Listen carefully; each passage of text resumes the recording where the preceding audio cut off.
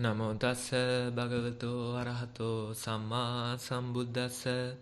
නමෝ තස්ස භගවතෝ අරහතෝ සම්මා සම්බුද්දස්ස. නමෝ තස්ස භගවතෝ අරහතෝ සම්මා සම්බුද්දස්ස. මේ අවස්ථාවට සම්බන්ධ වෙලා ඉන්න පින්නතුනි, අදත් අපි මේ ඉරිදා දවසේ මේ විදිහට එකතු වෙලා ඉන්නවා. ඉතින් අපි බලමු යම්කිසි පැහැදිලි කර ගැනීමක්, ධර්ම දේශනාවක් සිද්ධ කරන්න වේලාවක් අරගන්න. ඉතින් ඒ සඳහා යම්කිසි බුදුරජාණන් වහන්සේගේ උපමාවක් අපි අද ඉදිරියෙන් තියාගන්න බලමු. ඉතින් මොකද්ද මේ උපමාවේ බුදුරජාණන් වහන්සේ සඳහන් කරන්නේ? මෙන්න මේ තැනැත්තෙක් රාත්‍රියක අඳුරක යම්කිසි අපහසු අවස්ථාවක මෙන්න මේ එලියක් අරගෙන ගමනක යෙදෙන ස්වරූපයක් තමයි පෙන්වන්න උත්සාහ කරන්නේ. මොකද එතන කියන්නේ? මෙන්න මේ රාත්‍රියේ අඳුරේ ගමන් කරන්න උත්සාහවත් වෙන පුද්ගලයෙක් එන්නේ ගමනට ප්‍රයෝජනයක් විදිහට, ගමනට ආලෝකයක් එලියක් විදිහට හුලුවත්තක් හරි එහෙම නැත්නම් හනස්සක් හරි ওই විදිහට පත්තු කරගෙන යනවා. ඉතින් එහෙම පත්තු කරගෙන යනකොට මේ තැනැත්තාගේ ගමන් දිශාව වේදිලා තියෙන්නේ අන්න අර තමුන්ට එරෙහිව මේ හුළඟ එන දිශාවට තමයි ගමන් කරන්නේ. එතකොට ඔහොම ගමන් කරනකොට මොකද වෙන්නේ?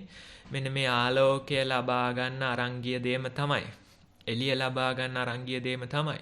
නමුත් ඒකම ටික ටික අර හුලුවත්ත දැවි දැවි තමුන්ගේ ඇඟ දිහාවට ටිකෙන් ටික එනවා. අර උපකාරයට අරන් ගියාට මොකද?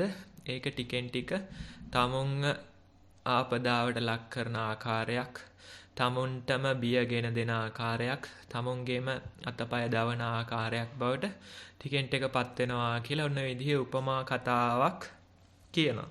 මොකද්ද ඔය උපමා කතාව? අන්න අර කාමයන් පිළිබඳ යම්කිසි උපමාවක් තමයි ඔය ගෙනහැර දක්වන්නේ. කාමයන්ගේ ආදීනවය පෙන්වන උපමාවක් තමයි ඔය ගෙනහැර දක්වන්නේ. ඉතින් මොකද්ද මේ අපි ආරක්ෂාවට පිහිටට අරගෙන ගිය දේම අපිට එරෙහි වෙලා එනවා.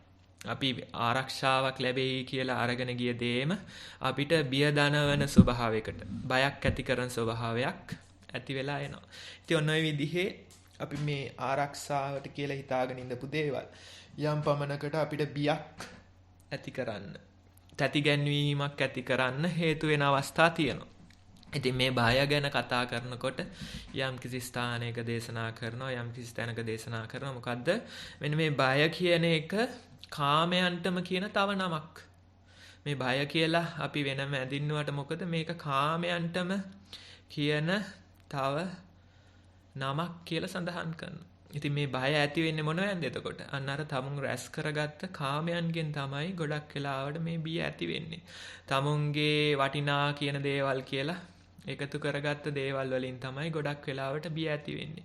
ඉතින් කියනවා මෙන්න මේ කාමයන්ටම කියන නමක් තමයි මේ බය කියන දෙයත්. ඒ වගේම මේ කාමයන්ට බයට ඇලිලා ඉන්න තැනැත්තා මේ ලොව පරලොව දුකෙන් මිදිලා යන්නේ නැහැ කියලා සඳහන් කරනවා. ඉතින් අපි පොඩ්ඩක් කල්පනා කරලා බලමු. අද ටිකක් වෙලාව ගන්න බලමු. මෙන්න මේ බය කියන කතාව අපේ ජීවිතවල අඩු වැඩි වශයෙන් හැමදෙනාම අත්විඳින දෙයක්. ඉතින් මේ ජීවිත ගත කරගෙන යනකොට නොයෙකුත් බිය සැක සංකා උදා වෙලා එනවා. විශේෂයෙන් ගිහි ජීවිතයක් ගෙවනකොට ඒ නොයෙකුත් අපල උපද්‍රව ඉදිරිපත් වෙලා එනවා. ඉතින් ඒ අවස්ථාවලදී මේ බිය ඉදිරිපත් වෙච්ච අවස්ථාවලදී ඉතින් නොයෙකුත් ආකාරයෙන් පිළිසරණක් බලාපොරොත්තු වෙන්න, නොයෙක් දේවල් හොයාගෙන යන්නත් මේ පුද්ගලයා උත්සාහ කරනවා. ඉතින් ඔය කොහොම උත්සාහ කරත් ගොඩක් වෙලාවට හේවෑන් අත් මිදෙන්න හැකියාවක්, ඒවෑන් ඉවත්ලා යන්න හැකියාවක් ලැබෙන්නේ නැහැ. ඉතින් අපි බලමු දැන් යම් කිසි විදියක ඒ වස්තු සම්භාර රැස් කරගෙන දරු පවුලක් ගොඩනගාගෙන ඒ විදිහට වැඩ කටයුතු කරන කෙනෙක්ට නිතර මේ රැස් කරගත දේවල් හේතුවෙන්ම බියක් ගොඩ නැගිලා එනවා. බියක් ඇති වෙලා එනවා. නොයෙකුත් දේවල් වලට, තමුන්ගේ වටිනා කියන වස්තු වලට අතුරු ආන්තරාවක් එයි, කරදරයක් එයි කියලා බියක් ඇති වෙනවා. ඉතින් මේ තැනත්තා මේ රැස් කරගත්ත දේවල් එළිය කරන්න ආලෝකයට උපකාරයට තමයි එකතු කරගත්තේ. නමුත් අන්න ටික දවසක් යනකොට නිින්ද යන්නේ නැති ස්වභාවයක් එන්න පුළුවන්. බඩ දැමිල්ලක් එන්න පුළුවන්. මොකද්ද? අර tamun රැස් කරගත්ත වස්තු සම්භාරෙම යම් කිසි අනතුරක් වුණොත්, tamunගේ දූ දරුවන්ට යම් කිසි අනතුරක් වුණොත්, tamunගේ වටිනා ඥාති මිත්‍රාදීන්ට, එහෙම නැත්නම් ඒ tamun රැස් කරගත්ත කීර්ති නාම වලට යම් කිසි අනතුරක් වුණොත් මම කොච්චරනම් දුකකට විපතකට පත් වෙනවද කියලා ඒක හිතමින් කල් ගත කරන බොහෝ පිරිසක් ඉන්නවා. බොහෝ පිරිසක් ඉන්නවා. ඉතින් ඕකේ ජීවිතේ මුල් කාලේ ගොඩක් වෙලාවට තේරෙන්නේත් නැහැ. නමුත් අන්න අවුරුදු 35ක් වගේ පණිනකොට නම් හැමෝටම තේරෙන පාටයි. හැමෝටම ඒක අඩු වැඩි වශයෙන් තේරිලා තියෙන පාටයි. නමුත් ඉතින් අන්න ප්‍රමාදේ වැඩි. ප්‍රමා වෙලා වැඩි. ඉතින් කොච්චර තේරුණත් ඉතින් කේන්ද්‍රීගාමින් අර බදාගත්ත ටික කරගෙන යනවා මිසක් එතනින් අත්මිදීමක් ළඟා කරගන්න, ඒකෙන් ඉවත් වෙන්න අවස්ථාවක් ලැබෙන්නේ නැහැ. මොකද හේතුව අන්න යම් කිසි කාලයක් ගත කළා ඉවර වුණාට පස්සේ තමයි ඔය දේ හොඳටම තේරෙන්නේ. ඉතින් කෙනෙක් මෙහෙම තේරුණාම එක්ක හොඳට මොකද්ද? හොඳ නාට්‍යමය ස්වරූපයකින් මේක හොඳ තාත්වික රංගපෑම් ස්වරූපයකින් මෙහෙම දෙයක් නැහැ.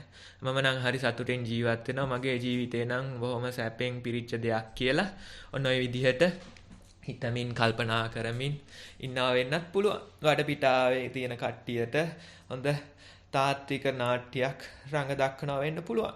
ඉතින් එහෙම රඟ දැක්වට මොකද තමුන්ගේ හිත දන්නවා කොයි විදිහේ දුකක් පීඩාවක් විඳිමින්ද මේ කාලේ ගත කරන්න කියලා. මේක මම මොන වගේ දෙයක්ද මේ කරගත්තේ කියලා හඬනවා වැළපෙන ස්වභාවයක් ගොඩක් වෙලාවට හිත ඇතුලෙන් ඇති වෙනවා. මම මේ ගත කරන ජීවිතය පිළිබඳ සතුටක් නැහැ කියලා යම්කිසි හැඟීමක් ගොඩක් වෙලාවට හිත ඇතුලෙන් ඇති වෙනවා. ඉතින් නාමුත් මොකද වෙන්නේ? අන්න බැඳගත්තා නම් තමුසේ බෙරේ ගහනවා වගේ. ඉතින් ওই වැඩේ කර කර ඉන්නවා. ඉතින් ඕකෙන් අත් මිදලා යන්න හැකියාවක් නැහැ. ඉතින් ඕම ඉන්නකොට මෙන්න මේ නොයෙකුත් ආකාරයෙන් මෙන්න මේ ජීවිතේට බය කියන එක ඉදිරිපත් වෙලා එනවා. ඉතින් එක එක ආකාරයෙන් පෙන්වන්න උත්සාහ කරන මොනවද මේ ඉදිරිපත් වෙලා තියෙන බය කියලා. ඉතින් එක්තරා විටක සඳහන් කරන මොකද්ද මේ ජාති ජරා ව්‍යාධි මරණ විදිහට මේ බය ඉදිරිපත් වෙලා තියෙනවා. තමුන්ට යම් කිසි මේ උපතක් ස්වභාවයක් ඇවිල්ලා තියෙනවා. ඒකෙන් බයක් ඇති වෙලා තියෙනවා. ඊට පස්සේ යම් කිසි ඒ රෝගයක් ඇති වෙයි කියලා බයක් ඇති වෙන්න පුළුවන්. ඒ වගේම මරණය තමුන් කරා ළඟා වෙලා එයි කියලා බයක් ඇති වෙන්න පුළුවන්. ඔන්න ඔය විදිහට මේ වයසට යනවා කියන එක පිළිබඳ බයක් ඇති වෙන්න පුළුවන්. ඔන්න ඔය විදිහට නොයෙකුත් ආකාරයෙන් බය එනවා කියලා සඳහන් කරනවා. ඉතින් ඔය බය ගැන හිත අසනීප වෙයි කියලා හිත ඔන්න කල් ගත කරනවා කියලා අපිට දක්නට පුළුවන්. ඉතින් මේ කොරෝනා ඇවිල්ලා ඒක හොඳටම පැහැදිලි වෙලා තියෙනවා. දැන් ඉස්සර සාමාන්‍ය විදිහට වැඩක් පළක් කරගෙන ඉඳිය කෙනෙක් වුණත් දැන් අන්න තමුන්ගේ හිතේ ඇතුලේ තියෙන බය හේතු කොටගෙනම මෙන්න මේකෙන් මට අනතුරක් ඒ කියන බය හේතු කොටගෙනම අන්න සාමාන්‍ය විදිහට වැඩ කටයුතු කරන්න බැරි තාලෙටම අන්න චිත්ත පීඩාවක් ඇති වෙලා තියෙනවා. දැන් ඉස්සර වගේ පොදු ප්‍රවාහන සේවයක ගමනක් යෙදෙන්න බැරි කාලයක් ඇති වෙලා තියෙනවා. ඒ විදිහේ බියක් ඇති වෙලා තියෙනවා. ඊළඟට අන්න යම් කිසි අත්සේදීමකින් තොරව සාමාන්‍ය විදිහට කටයුතු කරන්න බැරි බියක් ඇති වෙලා තියෙනවා. ඉතින් කෙටෙක් කෙනෙක් අන්න වැරදීමකින් හරි මුණ ඇල්ලුවොත් මේ තැනකට බොහොම චිත්ත පීඩාවක්, සැකයක්, සංකාවක් මතුවලා එනවා වෙන්න පුළුවන්. ඔන්න ඔය විදිහට බියට නතු වෙලා බිය හේතු කොටගෙන ගත කරන ජීවිතයක් තමයි අන්තිමට උරුම වෙලා තියෙන්නේ. ඉතින් අර යම්කිසි පමණක ඔයච්චර ගණන් ගන්න නැති කෙනෙක්ට නම් ටිකක් හරි සැනසීමක් තියෙනවා. නමුත් අර ලොකුවට ඕවා ගැන හිතන කල්පනා කරන කට්ටිය ඉතින් දිවාරය තිස්සේ ඕක හිතමින් කල්පනා කරමින් අනේ මටත් හැදිලාද දන්නේ නැහැ, මටත් මේ විදිහ අනතුරක් එයිද දන්නේ නැහැ කියලා දවස ගත කරන ස්වරූපයක් තමයි අපිට පේන්නේ. ඉතින් ඒ විදිහට රැයට නිින්දයයි කියලා හිතන්න අමාරුයි. ඉතින් ඔය තියෙන තත්ත්වය අනුව. ඉතින් ඔය වගේ දේවල් තමයි තියෙන්නේ. ඊට පස්සේ තව ආකාරයකින් මේ බය පෙන්නනවා. මොකද්ද මේ ගින්නෙන් අනතුරක් එයිද? දියෙන් අනතුරක් එයිද? රජවරුන්ගෙන් අනතුරක් එයිද? සොරුන්ගෙන් අනතුරක් එයිද කියලා ඔන්න ඔය විදිහට ඒ ආකාරයෙන්ුත් බියක් ඇති කරගන්න. ඔන්න ඔය විදිහේ බයකුත් අපි ඇති කරගන්නවා. දැන් වටපිටාව බලනකොට මේ රටේ තොටේ වෙන දේවල් බලනකොට හැම කෙනාටම නොයෙකුත් අපල උපද්‍රව සොරුන්ගෙන් රජුන්ගෙන් උදා වෙලා එනවා.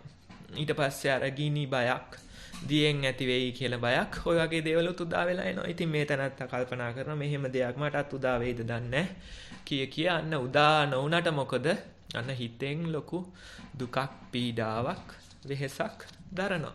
අන්න ඒ වගේ බියක් මට ළඟා වෙලා එයිද දන්නේ මේ වගේ අනතුරක් මට ළඟා වෙලා එයිද දන්නේ නැහැ කියලා. ඉතින් ওই රජවරු කියන්නේ ඇත්තටම ඕවට හරියට සැදී පැහැදී සිටින කට්ටිය තමයි.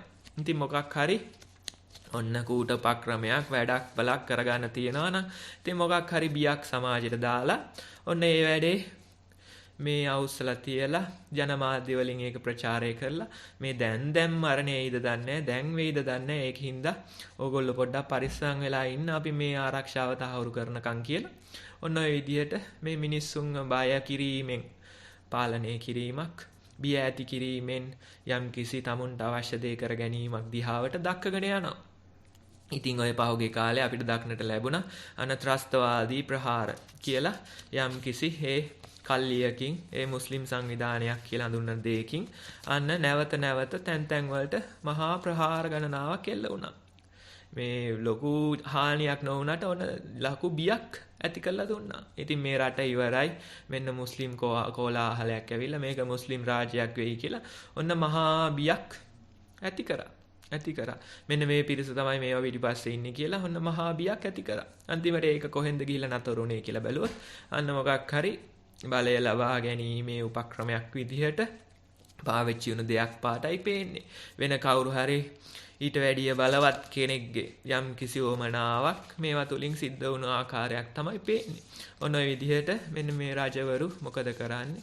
අන තමුන්ගේ ඒ බල තණ්හාව, ඒ උමනා ඉෂ්ට කර ගැනීම සඳහා නොයෙකුත් ආකාරයෙන් ඉතින් මේ ජනතාවට මිනිස්සුන්ට අන්න බිය ඇති කරනවා. ඒ බිය හිතේ දරාගෙන ඒවම හිතමින් කල්පනා කරමින් අර මිනිස්සු කල්ගත කරනවා. ඔන්න ඔය විදිහට අපිට දක්නට පුළුවන්. දැන් කොරෝනා ගැනත් හිතමින් කල්පනා කරමින් බිය වෙමින් කල්ගත කරොත් අන්න ඒ තැනතර කොරෝනා හැදුන් නැතත් ඉතින් නැවත මරණයට, දුකකට, විපතටකපත් වෙනවා. හැදුනත් අන්න බය නැති කෙනා ජීවත් වෙනවා.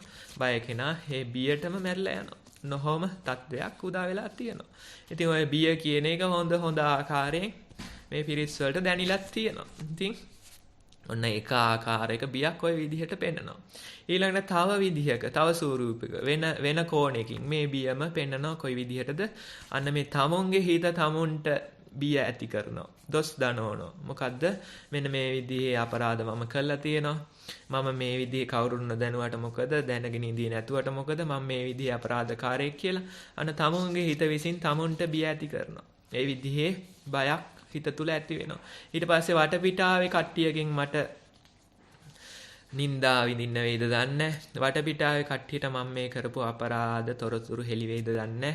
මම මේ විදිහේ පාපකාරී පුද්ගලයෙක් කියලා හෙළි වේද දන්නේ කියලා ඔන්න ඒ පැත්තකින් යම් කිසි බියක් දනවන ආකාරයක් ඒ විදිහේ දෙයක් අපේ හිත තුල ඇති වෙනවා. ඊළඟට යම් කිසි දඬුවමකට ලක් වේද දන්නේ. මම මේ කරපු අපරාධ හෙළි වෙලා මාව නීතිය ඉදිරියට ගිහිල්ලා මේ විදියට රජවරුන්ගෙන් නීතියෙන් මට දඬුවම් විඳින්න වෙයිද දන්නේ කියලා ඔන්න ඔය විවිධ ආකාරයෙන් මේ තමුන් කරපු වරදක් නිසා, තමුන් කරපු අකුසල කර්මයක් නිසා අන්න අපේ හිත ඇතුළෙනුත් බියක් ඇති වෙනවා. මෙන්න මේ නොයෙකුත් ආකාරයෙන් මගේ මේ අකුසල කර්මය හෙළි වෙලා මට බියක් ඇති වෙයිද? මට දඬුවමක් විඳින්න වෙයිද? මට නින්දාවක් විඳින්න වෙයිද කියලා අන්න මේ තැනැත්තගේ හිත තමුන්ටම දොස් දෙනවා. තමුන්ටම බිය ඇති කරනවා. එහෙම නැත්තම් අන්න මරණයෙන් මත්තේ අනිවාර්යෙන් අපායකට වැටිලා මට මේකේ ප්‍රතිවිපාක විඳින්න වෙනවා කියලා අන්න යම් කිසි විදිහක මරණයෙන් මතු ඇති වෙන බියක් පිළිබඳ අදහසක් හිත තුළ නැවත පොපියල එනවා. ඔන්න ඔය විදිහට නොයෙකුත් ස්වරූප බිය ගෙන හැර දක්වමින් නොයෙකුත් ආකාරයට මෙන්න මේ හිතෙන් වද දීමක්, හිතෙන් පීඩාවක් අත්දකින්න ලැබෙනවා කියලා අපිට කියන්න පුළුවන්. ඉතින් ඔය සාමාන්‍යයෙන් ගොඩක් දුරට ගිහි ජීවිතයක් ගෙවාගෙන ඒකෙම ගැලිලා ඉන්න බොහෝ දෙනෙක් මෙන්න මේ බිය හේතු කොටගෙන නොයෙකුත් විදිහට විලාප නගමින් නොයෙකුත් ප්‍රශ්න ගැටලු ඇති කර ගැනීමෙන් ඒවා දිවා රාත්‍රී තිස්සේ හිතමින් කල්පනා කරමින් කල්ගත කරන ආකාරයක් තමයි අපිට දක්නට තියෙන්නේ. ඒවා ඔස්සේ නැවත නැවත වෙහෙස වීමක් තමයි දක්නට තියෙන්නේ. එතකොට tamunට වෙටක තේරෙන්නෙත් නෑ මගේ මේ හිතේ තියෙන බියෙන් තමයි මේක වෙන්නේ. මගේ මේ හිත විසින් මේ නොයෙකුත් දේවල් අල්ලගෙන මාව නැවත නැවත බිය ගන්නනවා කියන එක තේරෙන්නේ නැහැ. නමුත් උදේ ඉඳලා රෑ වෙනකන් ඉතින් කේන්ද්‍රී ගාමින් කල්ගත කරන ආකාරයක් නොයෙකුත් දේවල් හිතමින් කල්පනා කරමින් කල්ගත කරන ආකාරයක් තමයි දක්නට ලැබෙන්නේ. ඉතින් ඒක අතකට හිතෙනවා අනේ ඉතින් මෙහෙම ජීවිත කොහොම හරි ගත කරගෙන ඉන්න කට්ටියට අනේ ඉතින් මල් තියන්න වටිනවා. මල් තියන්න වටිනවා. මොකද එච්චරකට පීඩාවක් දුකක් කරදරයක් විඳිමින් කොහොම හරි දරා ගනිමින් අන්න නැවත නැවත මේ ජීවිතේ ගත කරන්න. නැවත නැවත මේ රැස් කරගත් වස්තු සම්භාරේ පිහිට යන්න උත්සාහ කරමින් කල් ගත කරනවා. එතකොට අර මේ මල පර වෙලා යනවා කියන අදහසින් මල් තියනවා වෙනුවට අන්න කොහොම හරි මේ මල තව පැය කිහිපයක් හරි ස්ථීරව නොසැලී තිබේවා වෙනසකටපත් නොවි තිබේවා කියන ප්‍රාර්ථනාවකුත් එක්ක ඒ වගේ කට්ටියට මලක් පූජා කරන්න උනත් පුළුවන් තරමට වෙහෙසක් දරනවා. දුකක් පීඩාවක් දරනවා. ඉතින් අන්න මේ වගේ පීඩාවක් අහම නොයෙකුත් දේවල් වල පිළිසරණ හොයනවා. නොයෙකුත් පෑණි වල සරණෙන් මේ කොරෝනා වලින් බේරෙන්න පුළුවන්ද කියලා බලනවා. මෙන්න මේ දෙවියෝ මට පැණියක් දුන්නා. මෙන්න මේ දෙවියෝ අරයට පැණියක් දීලා තියෙනවා කියලා. ඔය දෙවියෝ දෙතුන් දෙනා අතරම කවුද හොඳ දෙවියෝ කියලා තෝරගන්න තරමට අන්න ওই ගස් ගල් වල සරණ යනවා.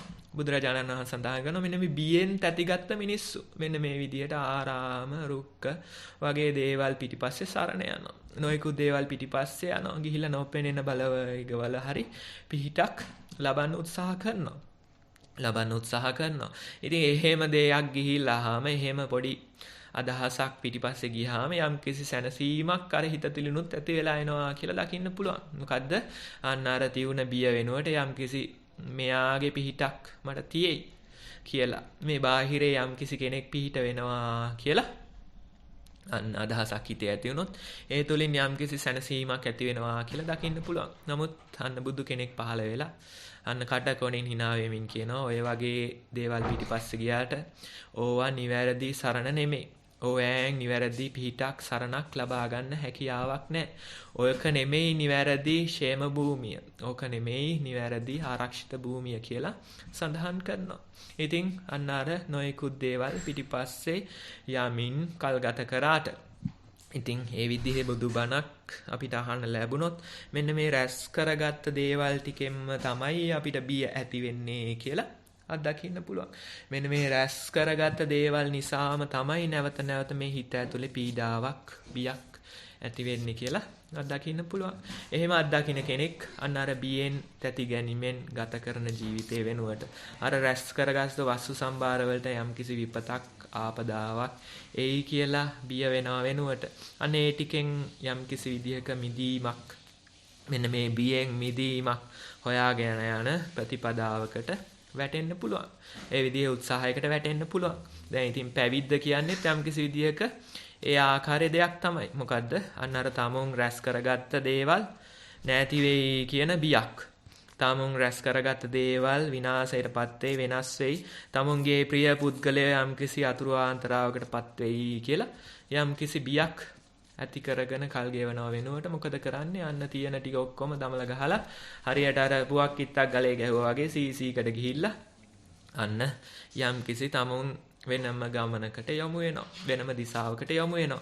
එහෙම යොමු වුණාම මොකද්ද? අන්න ඒ යොමු වීම තුලින්ම, ඒ අතහැරීම තුලින්ම අන්න යම්කිසි සැනසීමක් මේ හිතට ළඟා වෙලා එනවා කියලා දකින්න පුළුවන්. ඉතින් ඒක කොයි විදිහටද කියන්නේ? අපි කියමු යම්කිසි ලොකු බරක් එල්ලගෙන කල්ගත කරන මිනිස්සෙක් ඉන්නවා. ලොකු බරක් එල්ලගෙන කල්ගත කරනකොට මෙන්න මේ බර නිසාම වෙහෙසක් ඇති වෙනවා. පීඩාවක් ඇති වෙනවා.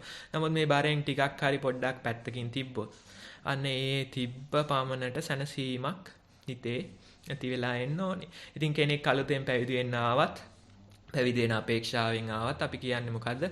දැන් අතෑරලා ඇවිල්ලා තියෙනවානේ. දැන් ඒ අතෑරීමට සාපේක්ෂ සැනසීමක් හිතේ ඇති වෙන්න එපා. අන්න ඒ සැනසීම අත්විඳින්න පුළුවන්ද කියලා යම් කිසි උත්සාහයක් දරන්න කියලා කියනවා. ඉතින් ඒ වුණාට මොකද අර අතහැරලා ආපු දේවල් නැවත මේ තැනත්තාගේ හිතට නැගෙමින් ඒවට මොනවා හරි කරදරයක් වෙයිද දන්නේ අම්මා තාත්තා කොහොමද දන්නේ අනේ ඉතින් මන් නැතුව කොහොම කරගනීද දන්නේ කියලා ඔන්න ඔය නැවත අර දිහාවටම අදින පාටක් තමයි තියෙන්නේ. නමුත් කොහොම හරි කාගෙන ඉඳියොත් ටික දවසක් යනකොට තේරෙනවා අන්න අර අතෑරීමට සාපේක්ෂව යම්කිසි සැනසීමක් මුකුත් දේවල් නැති බවින් යම්කිසි සැනසීමක් අත්දකින්න පුළුවන්. දැන් මේ ධර්මයේ සඳහන් කරනවා ගිහියාට තියෙන්නේ ඇත කියන සුඛයක් තමයි. ඇවිල්ලා කියනවා මෙන්න මේවා මට තියෙනවා මේ දේවල් තියෙනවා කියලා අන්න ඇත කියන සුඛයක් තමයි තියෙන්නේ. නමුත් පැවිද්දට තියෙන්නේ ඕක නැත කියන සුඛයක්. මේවා දේවල් නැති හින්දා මට සුවයි කියලා තියෙන සුඛයක් තමයි තියෙන්නේ. දැන් සමහර වෙලට ගිහි මාතුරු ඇවිල්ලා ඉතින් අපිට කියනවා ස්වාමීන් වහන්සේ මම මෙන්න මේ වගේ තනක් දරන කෙනෙක්. මේ වගේ තනතුරක් තියෙන කෙනෙක්. මේ වගේ වස්තු සම්භාර තියෙනවා. මම මේ විදිහේ වාහනයක ආවේ කියලා ඔන්න ලොකු විස්තරයක් කියනවා. කිව්වට මොකද මේ කියන්නේ කාටද? කියන්නේ මෙලෝ දෙයක් නැති තැනැත්තෙට. ඔක්කොම තියෙනවා අතහැරලා දාලා ආපු තැනැත්තෙට. ඉතින් ලොකුකම් කිව්වා කියලා පෙන්වන්න දෙයක් නැහැ. අපිට නෑ ඉතින් ඔහොම මුකුත් නෑ කියලා තමයි කියන්නේ වෙන්නේ. ඉතින් ওই ප්‍රකාශෙම තමයි අර බුදුරජාණන් වහන්සේ යම් කිසි අවස්ථාවක මොකද්ද අර ධානිය කියන ගෝපල්ලෙක් මහා ලොකු වර්ණනාවක් කරනවා. මොකද්ද කරන වර්ණනාව මේ තැනැත්තගේ වස්තු සම්භාර පිළිබඳ වර්ණනාවක් තමයි කරන්නේ. කියනවා මට හොඳ බිරියක් ඉන්නවා. මට දරුවෝ දෙන්නෙක් ඉන්නවා. ඊළඟට මගේ වස්තු සම්භාර හොඳට රැස් කරලා තියෙනවා. ඒවට කිසි අනතුරක් එන්නේ නැහැ. අන්න ඒ විදිහට තමුන් රැස් කරගත්ත දේ ගැන කියනවා. බුදුරජාණන් වහන්සේ අනිත් පැත්තේ ඉඳගෙන කියනවා මට නම් එහෙම කවුරුත් ඇත්තේ නැහැ. මට නම් ඒ විදිහේ වස්තු සම්භාරයක් නැහැ. මට ඒ විදිහේ රැස් කරගත්ත දෙයක් නැහැ කියලා අන්න ඒ විදිහට අර තැනත්තා කියපු එකම කන පිට හරවලා අනිත් පැත්තට කියනවා. මොකද්ද හේතුව? අන්න ඇත කියන වෙනුවට නැත කියන සුඛයක් තමයි තියෙන්නේ. දැන් පහුගිය දවසක යම්කිසි අවස්ථාවක ওই ස්වාමීන් වහන්සේලා පිරිසක් අපි එකතු වෙලා යම්කිසි වෙහෙසකාරී වැඩක යෙදුණා. ඉතින් වැඩක යෙදිලා පැය ගණනාවක් ගියාට පස්සේ ඔන්න පොඩ්ඩක් ඉතින් දැන් වෙහෙස නිසාම බිම වැටිලා පොඩ්ඩක් ඉතින් කයිවාරුවක් ගගහ ඉන්නවා. එතකොට තව ස්වාමීන් වහන්සේ කෙනෙක් මට ලං වෙලා කියනවා ඉතින් බලන්න ස්වාමීන් වහන්සේ අපි ඉතින් කොහොම ඉඳපු කට්ටියද නේ දැන් මෙහෙම ඉන්දියට වැටිලා කියලා කියනවා. අන්න සමුන්ගේ අතීත පිළිබඳ යම්කිසි මොහොතක් ඉදිරිපත් කරනවා. නමුත් ඒ වෙනුවට මට ගැළපීලා උත්තරේ තමයි මොකද්ද?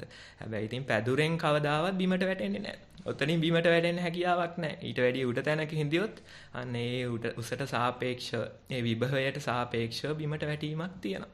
අන්න ඒ වෙනුවට අන්න පැදුරෙන් නම් වැටෙයි කියලා බයක් ඇති කරගන්න හේතුවක් නැහැ. ඉතින් ඔන්න ඒ විදිහේ යම්කිසි අතහැරීමක් තුලින්ම යම්කිසි විදිහක සැනසීමක් ලං කරගන්න පුළුවන් කියලා අත්දකින්න පුළුවන්. දැන් අපි මේ වැටිලා ඉන්න ප්‍රතිපදාව ඒ යම් තාක් විදිහකට මෙන්න මේ බහය පිළිබඳ මිදීමක් ඇති කරගන්න දරන උත්සාහයක් තමයි තියෙන්නේ. බය පිළිබඳ තමුන්ගේ හිතේ තියෙන පීඩාව අඩු කරගන්න දරන උත්සාහයක් තමයි තියෙන්නේ. ඉතින් බුදුරජාණන් වහන්සේ සඳහන් කරනවා මොකද්ද මෙන්න මේ සීලයක් මාත්‍රයෙන්ම යම්කිසි සිල්පද 5ක් රැකීම මාත්‍රයෙන්ම තමුන් යම්කිසි බයෙන් මිදීමක් වෙනවා. අර විදිහට හිතේ ඇතුළත ඇති වෙන බයෙන් මිදීමක් වෙනවා. මොකද්ද සඳහන් කරනවා යම්කිසි කෙනෙක්ට සතුන් මරණ කෙනෙක්ට යම්කිසි බයක් වෛරයක් පරලෝව පිළිබඳ බියක් හිත ඇතුලෙන් යම්කිසි දුකක් ඇති වෙනවද? ඒකෙන් වැළකීම් මාත්‍රයෙන්ම ඒකෙන් ඉවත් වීම මාත්‍රයෙන්ම මේ තැනත්තට ඒ දුක නැති වෙලා යනවා. ඊළඟ කාමයේ වර්ධවා හැසිරෙන පරාඹුවන් කරා පරසැමියන් කරා යන කෙනෙක්ට අන්න ඒකෙන් වැළකීම් මාත්‍රයෙන්ම ඒ විදිහේ පීඩාවක් බියක් කරදරයක් ඇති වෙයි කියන දුක අඩු කරගන්න පුළුවන්. ඒ විදිහේ බියක් තියෙනවා නම් ඒක අඩු කරගන්න පුළුවන් කියලා සඳහන් කරනවා. මෙන්න මේ සීලේ මාත්‍රයෙන්ම. එතකොට අර අන්න ඕක තමයි මේ ශාසනයේ තියෙන සැනසීම. මොකද්ද? කොච්චර නරක ජීවිතයක්, කොච්චර අපරාධ කරමින් ගත කරන ජීවිතයක් ගත කරන් මොකද අන්න යම්කිසි දවසක සීලයක හික්මෙන්න පුළුවන් වුණොත් අන්න ඒ මාත්‍රයෙන්ම ඒ සාපේක්ෂවම යම්කිසි හිතේ ඒ ඇති වෙන්න තියෙන බයක්, පීඩාවක්, දුකක්, කරදරයකින් මිදුණා කියලා හැඟීමක් ඇති කරගන්න පුළුවන්. ඉතින් සීල් සමාදන් වෙලා පරණ පව් ගැන අඬා වැළපෙමින් බිය වෙමින් ඉන්න කට්ටිය ගැන නෙමෙයි ඔය කියන්නේ. ඒ වෙනුවට අන්න අතීතේ කොසේ වෙතත් අද ඉඳලා හික්මෙනවා මම මේ දැන් ඉඳලා හික්මෙනවා කියලා අදහසක් ගත්තොත් අනේ එතන ඉඳලා ඉදිරියට යන එතර ඉඳලා මෙන්න මේ ඒ සීලේ මාත්‍රයෙන්ම ඒ සමාදන් වීම මාත්‍රයෙන්ම කොහොමද බියක් සැකක් සංකාවක් මේ හිතේ ඇති වෙනවා නම් අපාය පිළිබඳ බියක් ඇති වෙනවා නම් එහෙම නැත්නම් මේ හිත ඇතුලෙන් දෙස් දීමක බියක් ඇති වෙනවා නම් ඒකෙන් අත් මිදෙන්නේ කියලා සඳහන් කරනවා. ඒ සීලයක් සමාදන් වීම මාත්‍රයෙන්ම කොහොමද ඒකෙන් දුරස් වෙන්නේ කියලා සඳහන් කරනවා. අන්න ඒ වගේ සැනසීමක් හොයාගෙන යන ගමනක් තමයි තියෙන්නේ. දැන් අර අඟුලිමාල කතාව අපි යම් පමණකට ඉතින් අන්තයකට ගියපු කතාවක්. ලොකු පාප කර්ම ප්‍රමාණයක් සිද්ධ කරපු කතාවක්. නමුත් මෙන්න මේ සමාදන් වීම මාත්‍රය තුලින්ම සැනසීමක් ලැබෙනවා පේනවා. අර විදිහට අර වගේ ජීවිත ගණනාවක් නැති කරමින් විනාශ කරමින් හිඳියට මොකද යම්කිසි අවස්ථාවක හික්මීමක් ඇති කරගත්තා. අන්න ඒ හික්මීම තුලින්ම යම්කිසි සැනසීමක් පහසුවක් අර කලින් ගෙවපු පීඩාකාරී ජීවිතෙන් අත්මිඳීමක් දක්නට ලැබෙනවා අපිට. ඒ කතාව තුලිනුත්. ඉතින් ඔන්න ඔය විදිහට අන සීලයක් සමාදන් වීම මාත්‍රය තුලින් අන්න මොකද වෙන්නේ මෙන්න මේ සැනසීමක් අපිට ලං වෙනවා කියලා දකින්නට පුළුවන්. ඉතින් ඒ විදිහට සීලයක් සමාදන් වුණ කෙනෙක් මෙන්න මේ විදිහේ ප්‍රතිපදාවකට වැටුණොත් මේ විදිහේ හිත පුරුදු කරන හිත වඩන ප්‍රතිපදාවකට වැටුණොත් අන්න ඒ ප්‍රතිපදාව තමයි මේ තැනැත්තට නිශ්චිත වශයෙන්ම මේ බය කියන දේ හිතෙන් අයින් කරගන්න මේ බියවීම හිතෙන් දුරු කරගන්න හේතු වෙන්නේ. ඉතින් ඒ සඳහා යම්කිසි වැඩ කටයුත්තක් කරන්න තියෙනවා. යම්කිසි ප්‍රතිපදාවක හික්මෙන්න තියෙනවා. ඉතින් ඒ හික්මීම් පමණින් ඒ විදිහට කටයුතු කිරීම පමණින් අන්න අර හිත ඇතුලෙන් නැగిලා එන බිය, පීඩාව, වෙහෙස ටිකෙන් ටික අඩු වෙනවා කියලා දක්නට පුළුවන්. තමුන්ගේ අර රැස් කරගත්ත වස්තු සම්භාර ඒ එකතු කරගත්ත දේවල් වලින් යම් පීඩා මතුවේයි කියලා සැක සංකා මතු වුණත් ඒක දුරු කර ගැනීමේ ස්ථිරව දුරු කර ගැනීමේ ප්‍රතිපදාවක් තමයි අපි මේ පෙන්වන්න උත්සාහ කරන්නේ. ඉතින් අපි හිතමු මේ වගේ සිහිය පුරුදු කරගන්න වැඩකට බැස්සත් ඔන්න ඔය බිය කියන එකම තමයි ඉතින් මුලින් හරස් වෙන්නේ. ඒක නැති කරන්න දරන උත්සාහයටත් ඒ බියම හරස් වෙනවා. ඉතින් ඔන්න විටක කෙනෙක්ට හිතෙනවා මේ හිත ඇවිස්සලා එනකොට මේ විදිහට වාඩි වෙලා ඇවිදිමින් මේ සිහිය පුරුදු කරනකොට අර කුණු කන්දල් ටික ඇවිස්සලා එනකොට මේ තැනතර අමුතුම විදිහේ බියක් ඇති වෙනවා. තමුන්ගේ යම්කිසි මනස විකෘති වෙයි වගේ අදහසක්. එහෙම නැත්නම් මේ පීඩාව මට දරා ගන්න බෑ වගේ අදහසක් යම්කිසි විදිහක බියක් ඇති වෙනවා. ඉතින් ඇත්තටම ওই වැඩේට බැසගත්ත ගමන් හරියට මේක කරන්නත් කලින් තමයි බිය ඇති වෙන්නේ. ඉතින් මොකද කරන්නේ? වහාම ක්‍රියාත්මක කරන පරිදි ඒ බිය හේතු කොටගෙනම පලා යන ආකාරයක් අපිට දකින්න පුළුවන්. ඉතින් තමුන් මේ විදිහේ අන්න තමුන්ගේ ජීවිත ආසාව බිය මෙන්න මේවට හරස් වුණා කියලා අපිට දක්නට පුළුවන්. ඊළඟට සාමාන්‍යයෙන් ඔය පරයන්කයක වාඩි වෙලා ඉන්නකොටත් ඒ අවස්ථාවේදී අන්න ඒ වේලාව අපි හිතමු විනාඩි 20ක් 30ක් 40ක් ගත කරනකොට අන්න වේදනාව නැగిලා එනවා. මෙන්න මේ වේදනාව බොහෝ විට උග්‍ර වෙලා එනවා. අන්න ඒ වේදනාව දැකීම තුලිනුත් මේ තැනත් මොකද කරන්නේ? අන්න බිය වෙනවා. මගේ ශරීරයට යම්කිසි ආපදාවක් එයිද දන්නේ නැහැ. මගේ කකුල කැඩිලා යයිද දන්නේ නැහැ. මගේ කොන්ද අමාරුව ස්ථීරව වැඩි වෙලා යයිද දන්නේ නැහැ කියලා ඔන්න ඔය විදිහට අර නැගෙන වේදනාවත් බියකට කාරණයක් විදිහට බියකට හේතුවක් විදිහට ගෙන හැර දක්ව ගන්නවා. ඒකෙන් පලා යන්න හේතු කාරණාවක් විදිහට ගෙන හැර දක්ව ගන්නවා. නමුත් අන්න ටිකක් වෙලා ඉඳලා බැලුවොත් තේරෙනවා ওই විදිහට මේ පරයන්කයක වාඩි වෙලා ඉඳියා කියලා මැරිච්ච කෙනෙක් තාම නම් හොයාගන්න ලැබිලා නැහැ. ওই විදිහට වේදනාවෙන් දැන් කකුල කැඩෙයි කකුල කැඩෙයි කියලා හිතුණාට මොකද කකුල කැඩිච්ච කෙනෙක් තාම හොයාගන්න නැහැ. ඒ වෙනුවට ඒකට මුහුණ දුන්නොත් තමන්ගේ හිත විසින්ම මෙන්න මේ ඇති කරන බිය මෙන්න මේ බිය හේතුවෙන් අපේ හිත ඇතුළෙම බලා යන ආකාරයක් ඇති වෙනවා කියන එක දකින්න පුළුවන්. මේ බියට ටිකෙන් ටික මුහුණ දීමක් ඇති කරගත යුතුයි. මෙන්න මේ වේදනාව නැමැති බියට ටිකක් මුහුණ දෙන්න පුළුවන් ශක්තියක් ඇති කරගත යුතුයි කියලා දකින්න පුළුවන්. එහෙම මුහුණ දෙන කෙනෙක්ට තේරෙනවා මෙන්න මේ ඔය කියන තරම් ඕකේ දෙයක් නැහැ. ඔය වේදනාව කියන එක ඔය කියන තරම් නපුරු ආකාරයක් නැහැ.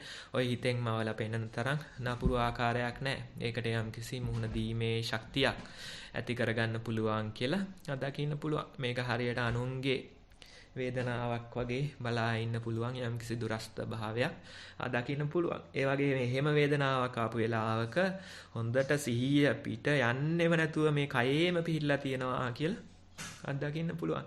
යම්කිසි දෙයක් හිතමින් කල්පනා කරමින් මුලාවට පත් වෙන්න උත්සාහ කරත් නැවත නැවත ඇවිල්ලා මෙහිම වැටෙන බවක් අත්දකින්න පුළුවන්.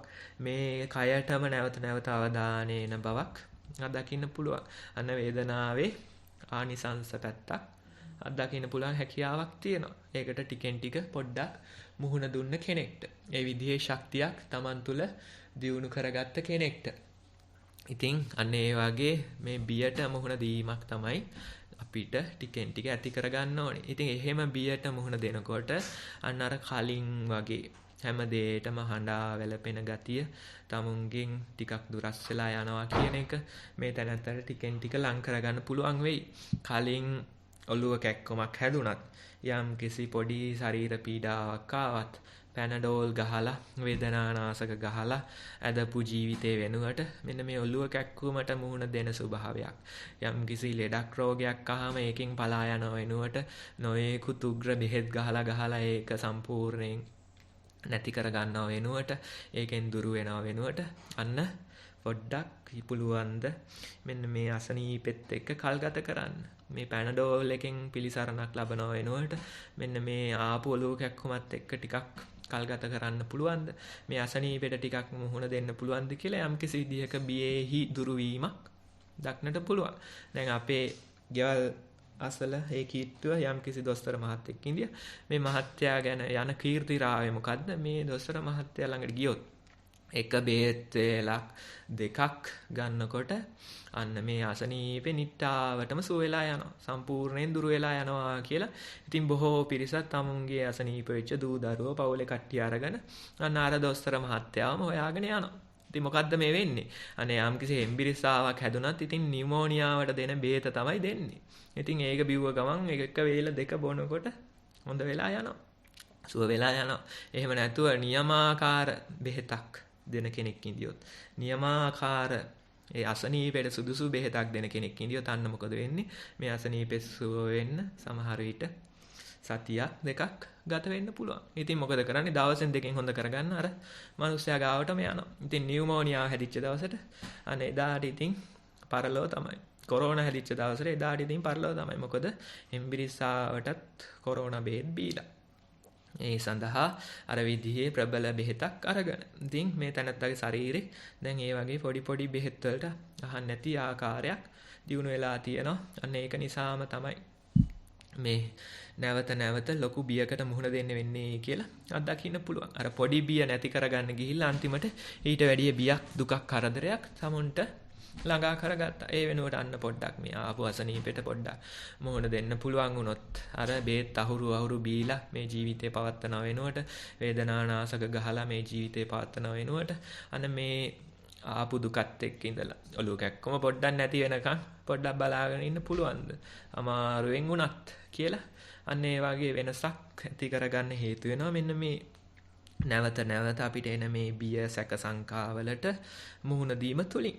ඒ විදිහේ නැවත ඒවා ඉදිරිපත් වෙන දේවල් වලට හිත තුළ ශක්තියක් ඇති කර ගැනීම තුලින්. එහෙම නැත්නම් අපි ගොඩක් දුරට මේ ගෙවන ජීවිත ඉතින් මේ බියට නතු වෙච්ච ජීවිත තමයි ගෙවන්නේ. බියෙන් සැලමීන් ගත කරන ජීවිත තමයි ගෙවන්නේ. තමන්ගේ ජීවිතය ගැන පොඩ්ඩක් ආපස්සට හැරිලා හිතලා බැලුවාම මෙන්න මේ නොයෙකුත් පුද්ගලයෝ සනසමින් නොයෙකුත් පුද්ගලයෝ පිළිබඳ යම්කිසි දුකක් කරදරයක් එයිද දන්නේ. ඒගොල්ලෝ විඩාවකට පත් වෙයිද දන්නේ කියලා අන්න ගෙවපු ජීවිතයක් තමයි පේන තියෙන්නේ. එහෙම නැත්නම් tamunගේ දූ දරුවන්ට අවශ්‍ය කියන සියලුම දේවල් ලබා දෙමින් ඒගොල්ලන්ගේ සියලුම අවශ්‍යතා ඉටු කරමින් කල්ගත කරන ජීවිතයක් තමයි තියෙන්නේ. නමුත් අන්න ඒ දරුවා දවසක ගිහිල්ලා සමාජයට වැටුනොත් ඒ සමාජයට මුහුණ දෙන්න දවසක් ඉදිරිපත් වෙලා આવොත් එදාට සුළු බියක්වත් සුළු කරදරයක්වත් දුකක්වත් දරා ගන්න හැකියාවක් නැහැ. ඉතින් ඒ තුලින්ම අන්න මොකද වෙන්නේ?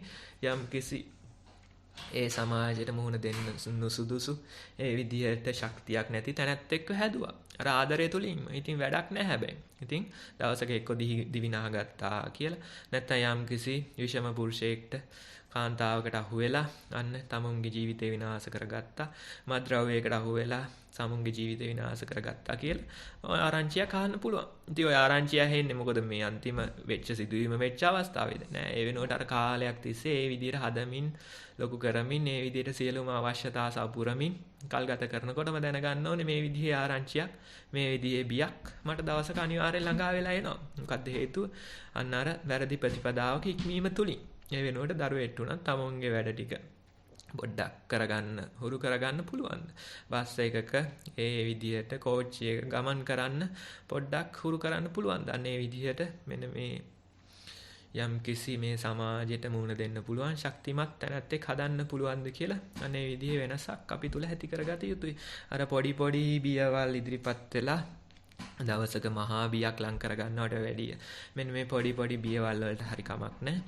අන්න මුහුණ දෙන්න පුළුවන්ද කියන ශක්තියක් තමයි දිනු කරගන්න තියෙන්නේ. ඉතින් ඔහොම වඩනකොට අපිට නොයෙකුත් අවස්ථාවල අත්දකින්න පුළුවන් මේ ජීවිතේ නොයෙකුත් දේවල් අල්ලගෙන අපි කොහොමද මේ බියෙන් සැලෙන්නේ? නොයෙකුත් විදිහට නොයෙකුත් පුද්ගලයෝ කොහොමද මේ බිය ගැන නොයෙකුත් දේවල් ප්‍රකාශ කරන්නේ කියලා අත්දකින්න පුළුවන්. දැන් මේ බහුගේ කාලේ වෙනසත් එක්ක මොකද්ද දැන් ඔය Zoom තාක්ෂණය ගොඩක් ඉදිරියට ගිහිල්ලා තියෙනවානේ.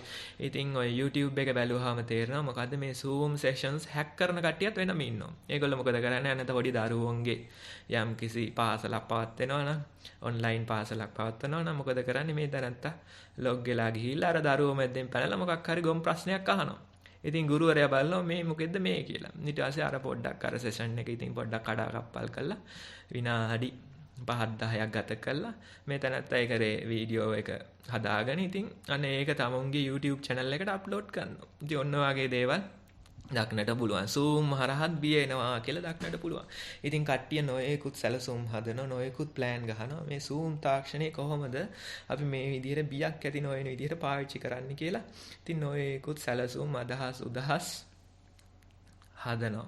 ඒ විදිහට සැලසුම් ගෙන හැර දක්වනවා. ඉතින් අන්තිමට මට නම් හිතුණ දේ තමයි මෙන්න මේ බිය නැති කරන්න ගිහිල්ලා තමයි වැඩියම බියක් ඇති වෙලා තියෙන්නේ. අර විදිහට සැලසුම් ගෙන හැර දක්වන්න ගිහිල්ලා තමයි වැඩියම බියක් ඇති වෙලා තියෙන්නේ. ඉතින් ප්‍රශ්න අහන කට්ටියට ප්‍රශ්න අහන්න දෙන්නේ නැතුව ඉන්න. ඊට පස්සේ පාස්වර්ඩ් දාන්න අන්න විදිහට දැන් ගත්ත ප්‍රයෝජනේ නැති වෙන තරමට මේ කරපු වැඩේ නැති වෙන තරමට අන්න ආරක්ෂක විධිවිධාන හදාගෙන කටයුතු කරන්න තමයි උත්සාහවත් වෙන්නේ. ඒ විදිහේ ආයාසයක් තමයි ගන්නෙ. හරියට අර ශ්‍රී ලංකාවේ ගතිය තමයි. ඉතින් වෙන මොකුත් නැහැ. අර කාලයකට කලින් ෆුල් ෆේස් හෙල්මට් දාගෙන කට්ටිය ගිහිල්ලා බැංකුව 2-3ක් බිඳලා අන්තිමට මොකද කරේ? අන්න ෆුල් ෆේස් හෙල්මට් තහනම් කළා. ඉතින් හරියට නිකන් මේ ෆුල් ෆේස් හෙල්මට් එකක් දාගෙන යන හැම එක්කෙනාම බැංකුවක් බිඳින්න යන ස්වරූපයක් තමයි අන්තිමට පේන්න ගත්තේ. එකෙක් දෙන්නෙක් ගිහිල්ලා බැංකුවකුත් බිඳිනවා තමයි. නමුත් ඊට වැඩිය ලක්ෂ ගාණක් තමුන්ගේ ආරක්ෂාව සඳහා මේක දාගෙන යනවා. නමුත් මොකද කරන්නේ? අන්න ආරක තහනම් කරලා දානවා. ඒ වෙනුවට අන්න මොකෙක් හරි කමන්නේ හැක් කරන එකට පොඩ්ඩක් ඉඩ දුන්නාම ඒක ඉතින් ඔන්න වැඩි වුණොත් chat එකේ මොකක් හරි කුණු හරප ටිකක් ලියලා දායි. ඒව නැත්තම් වීඩියෝ ඔන් කරලා තමුන්ගේ හෙළුව පෙන්නයි. ඔතනින් එහාට දෙයක් නැහැනේ.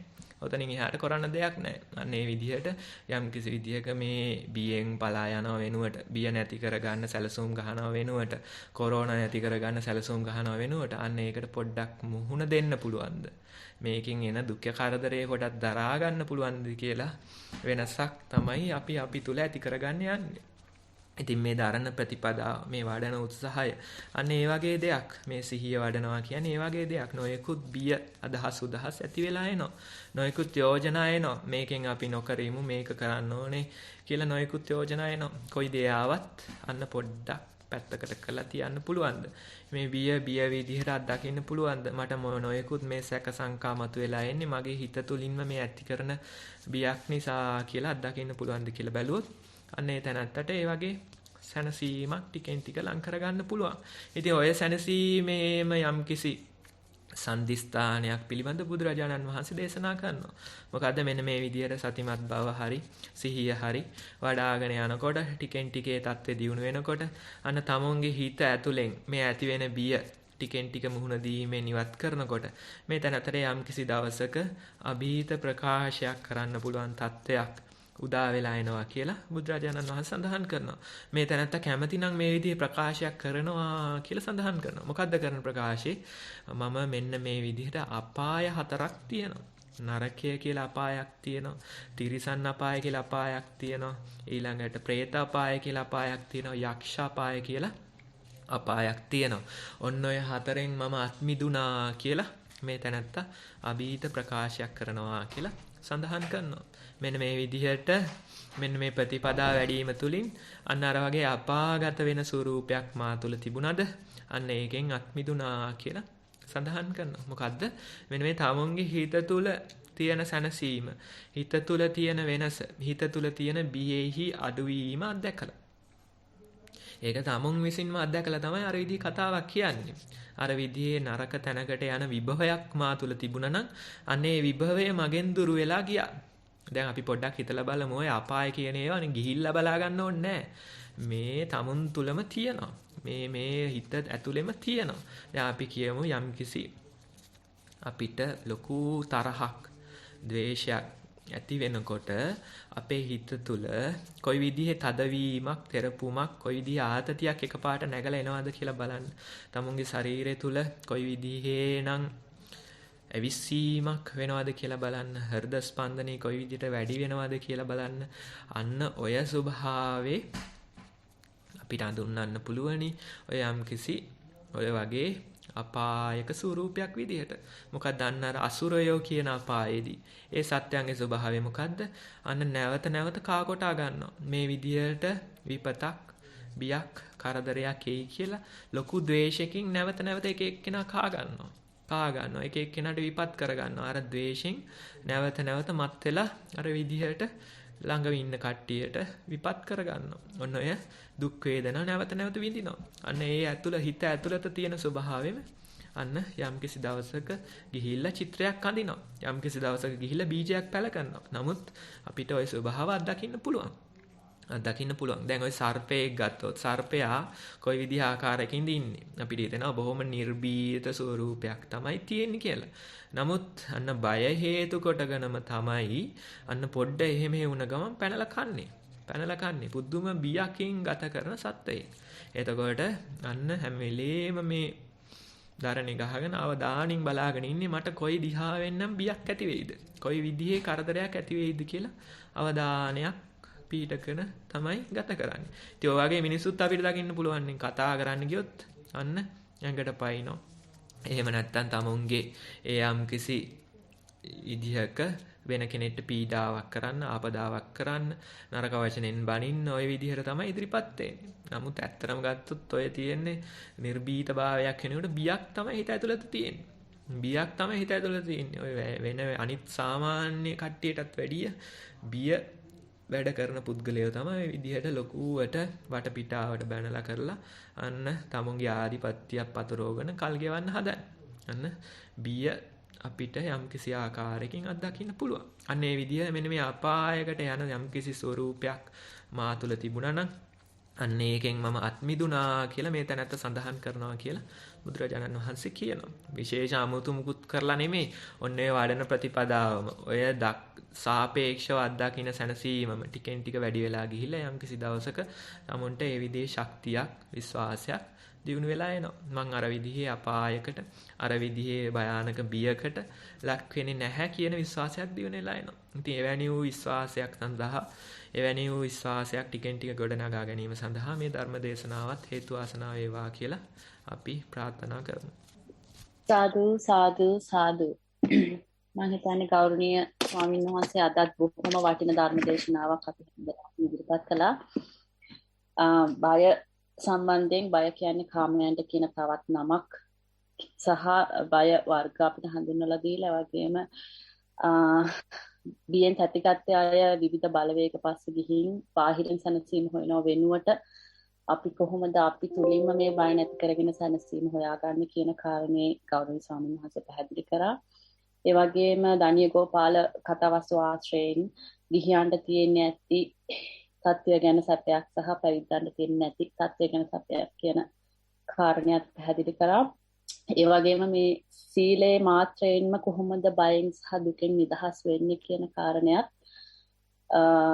ස්වාමීන් වහන්සේ අපිට පැහැදිලි කරා. ඒ වගේම මේ සතිය පැවැත්වීම තුළින් මේ බය නැති කරගන්න අපිට පාර හදාගන්න මාර්ගයක් හදාගන්න පුළුවන් උනත් ඒ සතිය වැඩිීමේ අතරතුර ඇති වෙන බය කොහොමද ඒකට අපි මුහුණ දෙන්නේ කියන කාරණේත් ස්වාමීන් වහන්සේ අපිට පැහැදිලි කරා. මේ ඇත්තට මගේ අත්දැකීමක් කිව්ව ස්වාමීන් වහන්සේ මම මුල්ම කාලේ මෙහෙම භාවනා කරනකොට පරයන්ක ඉන්නකොට එක අවස්ථාවකට මට දැනුණා මගේ කකුල පිච්චෙනවා වගේ. ඇත්තටම මට හිතේ කකුල පිච්චෙනවා කියලා. ඒත් බොහොම අමාරුවෙන් ඉවසගෙන ඉන්න අතර එකපාරට මම සැරුණා පිච්චෙන ඒ රස්නි වැඩි වෙලා වගේ දැන් කකුල මුකුත් නැහැ කකුල හිමින් තිබුණා. මේ ඒ වුණාට මට ඒ අවස්ථාව මතක් වුණා ඔබ වහන්සේගේ මේ ධර්ම දේශනාවේදී. මම හිතනවා ඔබ වහන්සේ කිව්වේ අර කතා කරපුත් කඩාපනින අපිට නෙවෙයි වෙන්නේ නැති කියලා මම විශ්වාස කරනවා. මේ ඒ කියන්නේ රාජිකා සෑහෙන බියෙන් කල් ගත කරන කෙනෙක් වගේ මට පේන්න බැලුවම. එහෙම නෑ කියන්නත් බෑ ස්වාමීන් වහන්සේ. අපි කමටහන් වාර්තාවලට යොමු වෙන කලින් මේක අපි ආධුනිකයන් වෙනුවෙන් පවත්වන වැඩසටහනක් නිසා ආධුනිකයන්ට මතක් කළ යුතු මූලික කාරණා කිහිපයක් මතක් කරන්න ගෞරවනීය ස්වාමීන් වහන්සේගෙන් අවසර ඉල්ලා සිටිනවා. මම දැනටමත් මික්සර් එකට මේක ෂෙයා කරා. තව ටිකකින් Zoom එකට ෂෙයා කරන්නම්. දැනට මේ මම ස්ක්‍රීන් එකේ එක ෂෙයා කරනවා. දැන් ඔයගොල්ලන්ට පේනවා ඇති ගෞරවනීය ස්වාමීන් වහන්සේගේ අනුදැනුම මත තමයි අපි මේක ලෑස්ති කරේ. ඒකදී ඇත්තටම මම හැමදාම මතක් කරන්නේ මේ ස්වාමීන් වහන්සේ කියලා දෙන මේ ක්‍රමය ඕනම කෙනෙක්ට වයස අවුරුදු 7කින් වැඩි ඕනම කෙනෙක්ට ඇවිදින්න සහ ඉඳ ගන්න හැකියාව තියෙන ඕන කෙනෙක්ට කරන්න පුළුවන් දෙයක්. ඉතින් මම විශ්වාස කරනවා මේ සම්බන්ධ වෙලා ඉන්න හැම දෙනාටම මේ ඉඳ ගැනීම සහ ඇවිදීම කරන්න පුළුවන් නිසා මේක කරලා පොඩි උත්සාහයක් දරන්න.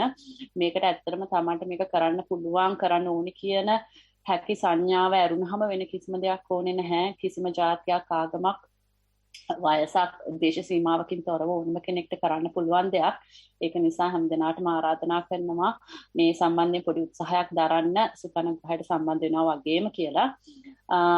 ඒකේ තියෙන කරුණු පහක් ආශ්‍රයෙන් තමයි ස්වාමීන් වහන්සේ මේ උපදේශ පත්‍රිකාව සකස් කරලා තියෙන්නේ. පළවෙනි කාරණාව මතක් කරොත් එහෙම මේ සතිමත් බව වැඩිවීමට අවශ්‍ය වන මූලික උපදේශ සඳහන් වීඩියෝස් නිසනවනේ ආශ්‍රයෙන් සහ සතිපාසලේ ආශ්‍රයෙන් අපි මුදා හැරලා තියෙනවා. ඒ අදාළ සතිමත් ඇවිදීම සහ සතිමත් ඉඳ ගැනීමේ වීඩියෝ දෙකක ලින්ක්ස් මම දාලා තියෙනවා. ඒ දෙක බලලා ඕනම කෙනෙක්ට මේ සම්බන්ධයෙන් මූලික උපදෙස් දැනගන්න පුළුවන්. ඊට පස්සේ හැම දවසකදීම එක වෙලාවක් කියන්නේ පොඩි වෙලාවක් තමන්ට පුළුවන් විදිහේ විනාඩි 15ක් 20ක් වගේ පොඩි වෙලාවක් මේ සම්බන්ධයෙන් යොමු කරගෙන මේ ඒ ලින්ක්ස් වල තියෙන උපදේශ විදිහට පොඩි කාලයක් දිනපතා මේ සතිමත් ඇවිදීමේ සහ සතිමත් ඉඳ ගැනීමේ යෙදෙන්න කියලා හඳට මතක් කරනවා. එහෙම කරලා අඩුම තරමේ පැය දෙකක් විතර කියන්නේ දවස් කිහිපයක් මේ විනාඩි 20 ඒවා පුහුණු කරලා පැය දෙකක් අවම වශයෙන් විතර සම්පූර්ණ කරාම ඒ තමන්ට කොහොමද සතිමත් ඇවිදීම සහ සතිමත් ඉඳ ගැනීම තමන්ට දැනුනේ කොහොමද කියලා සරලව ඒක වාර්තාවක් විදිහට ලියන්න. කොහොමද ඇවිදිනකොට මොනවද දැනුනේ, කකුලේ රළු බව දැනුණාද, සීතල දැනුණාද, හැරෙනකොට කොහොමද දැනුනේ, සහ පරයන්කේදී කොහොමද හුස්ම දැනුණාද, ඉරියව්ව දැනුණාද, උදරේ පිම්බීම හැකිලිම දැනුණාද, ඒවා දැනුනේ කොහොමද, ඒ විස්තර තමන්ට තේරෙන විදිහට ලියන්න. එහෙම ලියලා අපිට මේ වැඩසටහනට ආධුනික කමඨහන් පිසුම් ක්‍රමයේ වැඩසටහනට යොමු කළ යුතු Google ෆෝරමය සහ ඊමේල් ඇඩ්‍රස් එකත් මේ සටහනේ තියෙනවා, උපදේශ පත්‍රිකාවේ තියෙනවා. ඒ අනුව ඒ ෆෝරමයට හරි Google ඊමේල් එකට හරි තමන් ඒ ලියපු අත්දැකීම් අපිට යොමු කරන්න. එහෙම යොමු කරලා දිගටම මේ සතිමත් ඇවිදීම සහ සතිමත් ඉඳ ගැනීම දිගටම කරගෙන යන්න කියලා මතක් කරනවා. මොකද මේකේ ඒ ප්‍රතිලාභ ලැබෙන්න නම් කාලයක් පුරාවට දිගටම කරගෙන යන්න ඕනේ කියලා තමයි ස්වාමීන් වහන්සේ අපිට උපදෙස් දෙන්නේ. ඒක නිසා ඒ කරන අතරතුර හැම ඉරිදාවකම අපි මේ පවත්වන වැඩසටහනට සම්බන්ධ වෙන්න කියලා මතක් කරනවා. එතකොට මේ යෝගාවචර විසින් යොමු කරපු ඒ කමඨහන් වාර්තා හැම නැත්නම් තමන්ගේ භාවනා අත්දැකීම් කියන වාර්තා අපි මේ වැඩසටහනදී මේ ධර්ම දේශනාවන් පස්සේ ස්වාමීන් වහන්සේට ඉදිරිපත් කළා. ඒ සඳහා අපිට උපදෙස් ලබා ගන්න පුළුවන්. ස්වාමීන් වහන්සේ ඒ ගැටලුවල තියෙන ආකාරයට ඒ අදාළ පුද්ගලයන්ට අදාළ සුදුසු උපදෙස් ලබා දෙනවා. ඒ විදිහට දිගටම මේ වැඩපිළිවෙල කරගෙන යන්න පුළුවන්. ඉතින් ඒක සුළු මතක් කිරීමක් කරේ ස්වාමීන් වහන්සේ වෙනුවෙන් හැමදෙනාටම. මම දැන් නදීප්ට ආරාධනා කරනවා අපේ කමඨහන් පිළිසිදු කිරීමේ වැඩසටහනේ කමඨහන් වාර්තා ඉදිරිපත් කරන්න කියලා. බොහොමත්ම පිං රාජිකා අවසරයි ස්වාමීන් වහන්සේ. තෙරුවන් සරණයි. තෙරුවන් සරණයි. අද මේ සාගර හාමුදුරුවෝ යම් කිසි ගමනකේදීලා තමයි ඉන්නේ. සම්බන්ධ වෙන්න ඉඩ තියෙනවා. මේ දැනට නෑ මම හිතන්නේ අපි කරගෙන යමු ඉස්සරහට. බලන්න ඉන්නවද කියලා කනෙක්ට් වුණොත් මට පොඩ්ඩක් දන්නන්න. එහෙමයි ස්වාමීන් වහන්සේ තාවම නම් උන්වහන්සේ සම්බන්ධ වෙලා නැහැ. මම සම්බන්ධ වුණාම දැනුම් දෙනවා. හොඳයි අපි ඉස්සරහට යමු. එහෙමයි. අද කමඨහන් වාර්තා දෙකක් ස්වාමීන් වහන්සේ එයින් පළවෙනි වාර්තාව ඉදිරිපත් කිරීමට ස්වාමීන් වහන්සේගෙන් අවසර ඉල්ලා සිටිනවා. හොඳයි. සතිමත් පර්යංකය විනාඩි 30යි. මම මෙතන හිඳගෙන සිටිනවා යයි දැනගතිමි. අවට පරිසරයේ ඇසෙන ශබ්ද නිරීක්ෂණය කළෙමි. ඉන්පසු පර්යංකයේ සිටින කය දෙස බලා සිටියෙමි. එවිට හුස්ම වැටෙන අයුරු නිරීක්ෂණය විය. පළමු හුස්ම ඉතා රළුව සහ වේගයෙන් එන යන බවත් කෙමෙන් මෙය ඉතා සියුම්ව සාමකාමීව එන යන බවත් නිරීක්ෂණය විය. ඉන්පසු හුස්ම දැනී නොදැනී ගිය අතර යන බව හෝ එන බවක් නොදැනීම නිරීක්ෂණය කළෙමි. කිසිවක් නොදැනෙන අවකාශයක් දෙස නිරීක්ෂණය කරමින් සිටින විට පූසාගේ ශබ්දය ඇසෙනු බව දැනගතිමි. නැවතත් හිස් අවකාශය වෙත අරමුණු ඒම නිරීක්ෂණය විය. හිස් අවකාශය තුල වැකියුම් එකකට ලෙස ඇදී යන අයුරු නිරීක්ෂණය විය. මෙසේ අත්දකිමින් සිටින විට නිින්ද යන අයුරු නිරීක්ෂණය විය. නිින්ද සමග උඩුකය සෙමෙන් ඉදිරියට නැගෙන අයුරු දැනගතිමි. ස්වාමින් වහන්සේ වෙනදාට නිින්ද ගිය පසු ඒ බව නොදන්නා අතර අද නිින්ද ගිය දෙස බලා සිටියෙමි. ඉන්පසු නිින්ද අවදි වූවක් මෙන් දැනුණු අතර සිතට වෙනදා අත් නොවැදි ප්‍රබෝධයක් නිරීක්ෂණය විය. දම්පාට ආලෝක ධාරාවක්ද පසුව කහපාට ආලෝක ධාරාවක්ද දර්ශනය විය. මෙසේ සිටින විට එලාම් එක ඇසුනි. මම දැන් පර්යංකයෙන් පිටවිය යුතු බව යන සිතුවිල්ලෙන් ඇස් ඇර ටික වේලාවක් ඉඳ සෙමෙන් නැගිටියෙමි. වාර්තාව අවසන් ස්වාමීන් වහන්සේ. ඔය වාර්තාව මේ කලින් ඉදිරිපත් වෙච්ච ස්වභාවයක් තියෙනවා. එහෙම එකක් නැහැ නේද? එහෙමනම් නෑ ස්වාමීන් වහන්සේ. සමහර විට හරි කමන්නේ අපි පොඩි උපදේශයක් දෙමුකෝ. මේ එතකොට දැන් අර මුලින් දැන් කලින් අර මූලික උපදේශ මාලාව දෙනකොට සඳහන් කරා මොකද්ද මේ ඇවිදින්න වාඩි වෙලා ඉන්න හැමෝටම තේරෙනවනේ කියලා. නමුත් ඇත්තටම මේක කරන්න ගියාට පස්සේ තේරෙනවා එහෙම එකක් නැති බව. ඒ කියන්නේ ඇවිදින්න වාඩි වෙන එකත් හරි අමාරුයි කියලා කට්ටියට. ඒ මොකද ඒක තේරෙන්නෙත් නැති ස්වභාවයක් තියෙනවා. ඉතින් අර කොහෙන් හරි මොකක් හරි අරගෙන ආපු එකක් ඔළුවට දාගෙන ඒ විදිහට ඇවිදින්න යනවා. ඒ විදිහට වාඩි වෙලා ඉන්න යනවා. ඉතින් ඔන්න වගේ දේවල් අපිට දක්නට පුළුවන්. ඒ අර ස්වභාවිකව මෙච්චර කල් ඇවිද්ද විදිහට ඇවිදින්නත් බැරුව යනවා. එච්චරට මේ මොකක් හරි කොහෙන් හරි අරගෙන ආපු මතවාද එක්ක තමයි මේක කරගෙන යන්නේ. ඒ වෙනුවට විවේකීව ඇවිද්දානම් විවේකීව පහසු ආසනයක වාඩි වෙලා ඉඳියානම් ඒකම හේතු වෙනවා මේ වැඩේ පහසුවෙන් කරගෙන යන්න. ඒ වෙනුවට අර සම්පූර්ණ මොකක් හරි වෙන දෙයක් ඔළුවේ දාගෙන ආවොත් ඉතින් අමාරුයි. නමුත් අන්න සාමාන්‍ය සුහුරු පුරුදු විදියට ඇවිදින්න. හුරු පුරුදු විදියට වාඩි වෙලා ඉන්න. ඒ ඉන්න ගමන් ඒ අනේන ගමන් පොඩ්ඩක් අවධානය පිහිටවන්න තමයි උත්සාහ කරන්නේ. ඒ අවධානය පිහිටලා බැලුවාම ওই විදිහට යම් කිසි විදියක හුස්මක් එහෙම නැත්නම් කකුලට දැනෙන රළු සියුම් ගතියක් ඔන්න වගේ දෙයක් අහුවෙන්න පුළුවන්. ඉතින් ඒ දේත් එක්ක ටිකක් වෙලා සිහියෙන් බලාගෙන සිහියෙන් ඒක නිරීක්ෂණය කරමින් යන ගමනක් තමයි තියෙන්නේ. ඉතින් එහෙම යනකොට තේරෙන දේ තමයි බුදුරජාණන් වහන්සේ අපිට මේ කමඨහනක් කියලා දෙයක් දුන්නට මොකද ඒක එක්තරා විදිහක ලණුවක් තමයි දීලා තියෙන්නේ. ලණුව ඉතින් ඇදගෙන යනකොට තේරෙනවා අන්තිම හරියේදී මෙන්න මේක ලණුවක් තමයි අපිට දීලා තියෙන්නේ කියලා.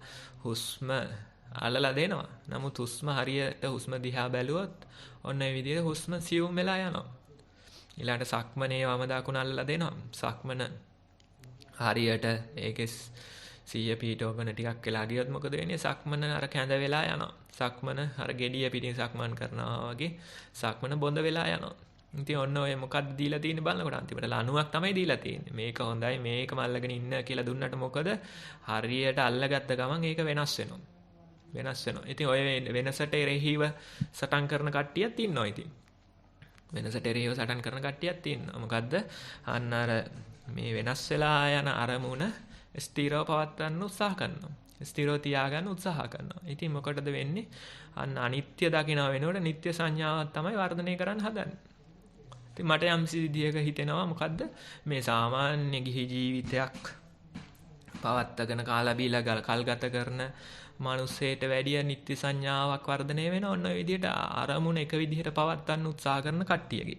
අර සාමාන්‍ය ජීවිතයක් ගත කරනකොට එච්චර නිත්‍ය සංඥාවක් නැහැ. නමුත් අර විදිහට අන්න අරමුණක් අල්ලගෙන ඒ අරමුණ ඒ විදිහටම පවත්වන්න කියලා ගත්තොත්, ඒ විදිහටම දැඩි ලෙස ගත්තොත් අන්න එතකොට අරිට වැඩිය නිත්‍ය සංඥාවක් වර්ධනය වෙනවා කියලා අපිට දකින්නට පුළුවන්. ඉතින් මේ අරමුණ අල්ලනකොට අල්ලන්න ඕනේ අන්න යම් කිසි විදියක අර දැලි පිහි අල්ලනවා වගේ කියලා අපි කියන්නේ. දැලි පිහි අමෝරා ගත්තොත් ඒකෙන් කරන වැඩේ කරන්න බෑ. ඒ වෙනුවට යම් කිසි සුකනම් මේ විදියකට මේක අල්ල ගන්න ඕනේ. යම් කිසි අතහරින්න පුළුවන් ක්‍රමයකට මේක අල්ල ගන්න ඕනේ. ඉතින් ඔය දෙන අරමුණ අතහරින විදිහට අල්ල ගන්න තමයි බුදුරජාණන් වහන්සේ දෙන්නේ. ඉතින් එහෙම අල්ලපු කෙනෙක්ට ওই විදිහේ අරමුණ නැති වෙලා යනවා කියන එක සාමාන්‍ය නිරීක්ෂණයක්. නමුත් අන්න අමෝරා ගත්තොත් අරමුණ අමෝරා ගත්තොත් අර විදිහට උලුක් කරගත්තොත් පිහියක් උලුක් කරනවා වගේ දැලි පිහිය අන්න මොකද වෙන්නේ? අනිත්‍ය දකින්න වෙනකොට නිත්‍ය සංඥාවක් තමයි වර්ධනය කරන්නේ.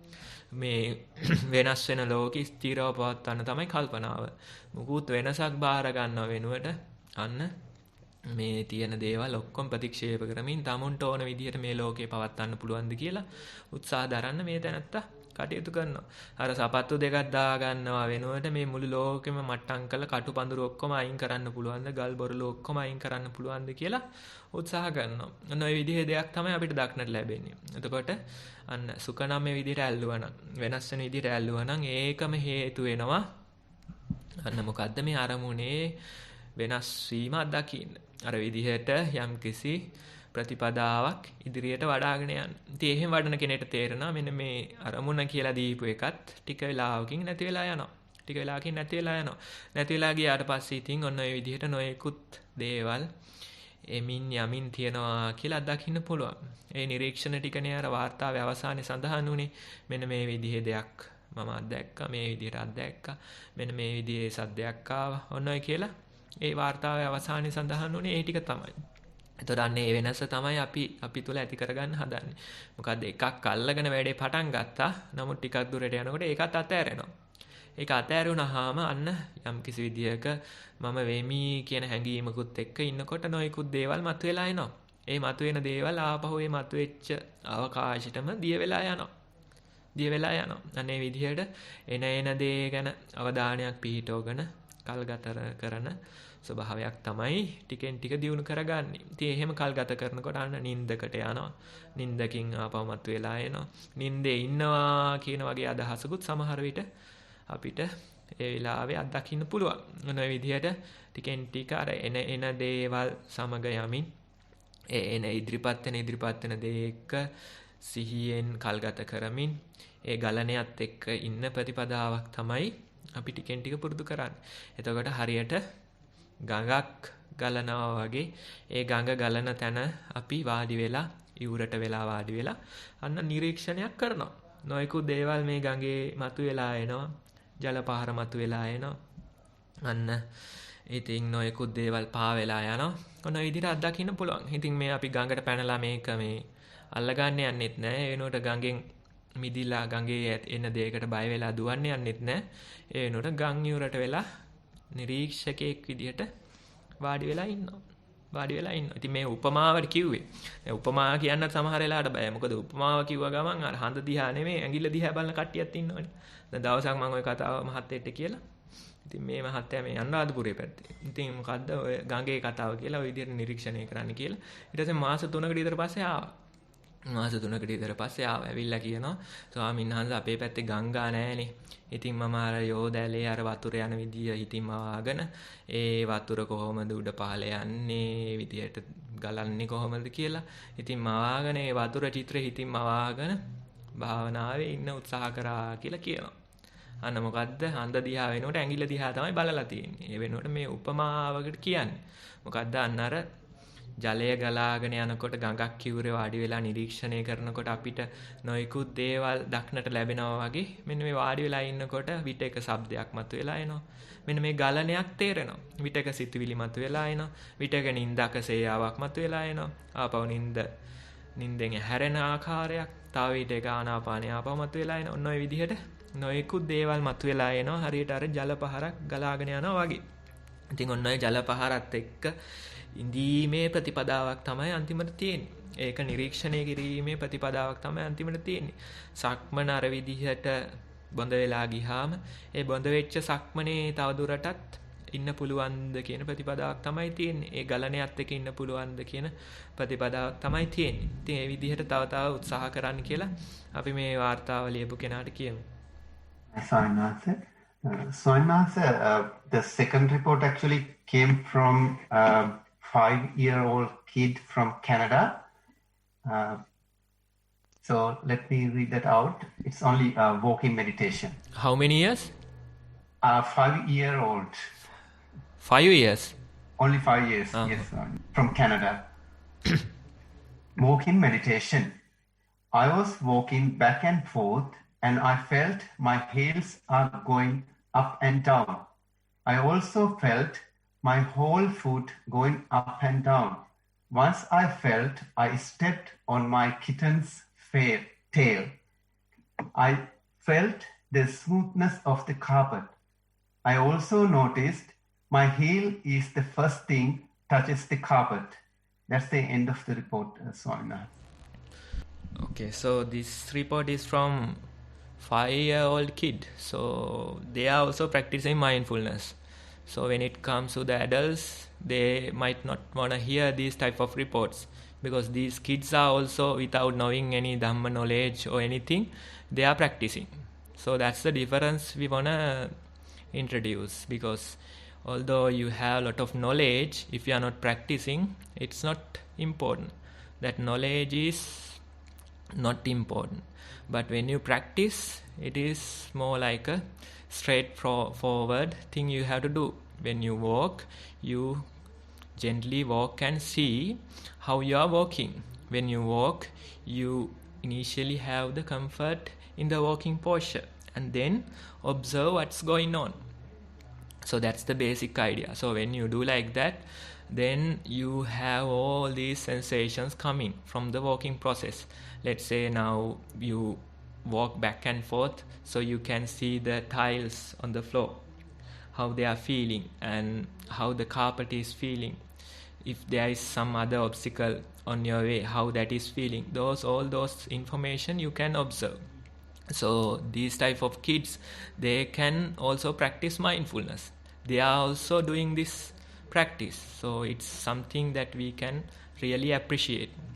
Especially these kids programs, I really like to participate because their reports are very, very juicy. They don't talk about all the Dhamma topics or they don't complain about different thoughts coming.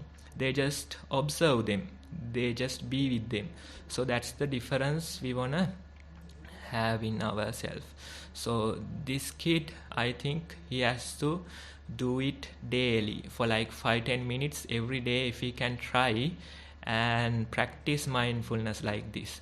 So every day 10 minutes reserved for mindful walking and 10 minutes reserved for mindful sitting, and then daily you practice mindfulness while walking and sitting. So if you include it in your timetable, if you do it early in the morning and make it a habit for your daily schedule, then it will get you ready for the day.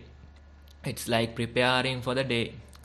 You have to do some activities throughout the day, no? So you just get prepared yourself.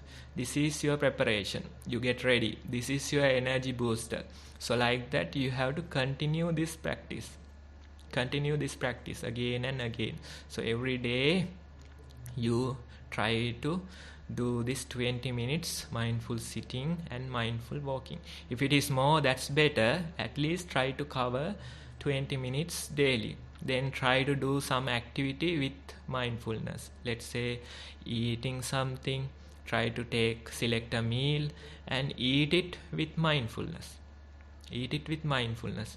That's the way we wanna progress. So if you practice like this, if you introduce mindfulness to your life in this very early life, then we have to say your life would be a one with less burdens, would be a one with less fears, and would be a one with less pain. So we encourage these type of reports, and especially these kids who are practicing, and we are welcoming them. ලිඛිත වාර්තා අවසන් ස්වාමීන් වහන්සේ. ස්වාමීන් වහන්සේට වෙහසක් නැත්නම් මම ඉල්ලා සිටින්නද සහභාගීලා සිටින අයගෙන් පාචික යමක් විමසීමට තිබෙනවද? අවස්ථාවක් දීලා බලමු. අපිට තව වෙලා තියෙනවා. සාගර හාමුදුරුවෝ සමහර විට සම්බන්ධ වෙයි. ස්වාමීන් වහන්සේ. සම්බන්ධ වෙලා සිටින අයගෙන් කාරුණිකව ඉල්ලා සිටිනවා. ප්‍රශ්න තිබෙනවා නම් raise hand option එක ක්ලික් කරලා තමුන්ගේ ප්‍රශ්නේ ඉදිරිපත් කරන්න කියලා. තාම කවුරුවත් ඉදිරිපත් තුන්නේ නැහැ ස්වාමීන් වහන්සේ. මට ප්‍රශ්නයක් අහන්න අවසරයිද? හොඳයි කියන්න. ස්වාමීන් වහන්සේ දැන් අද බය ගැන කතා කරා. ධර්ම දේශනාවේ සඳහන් කරා.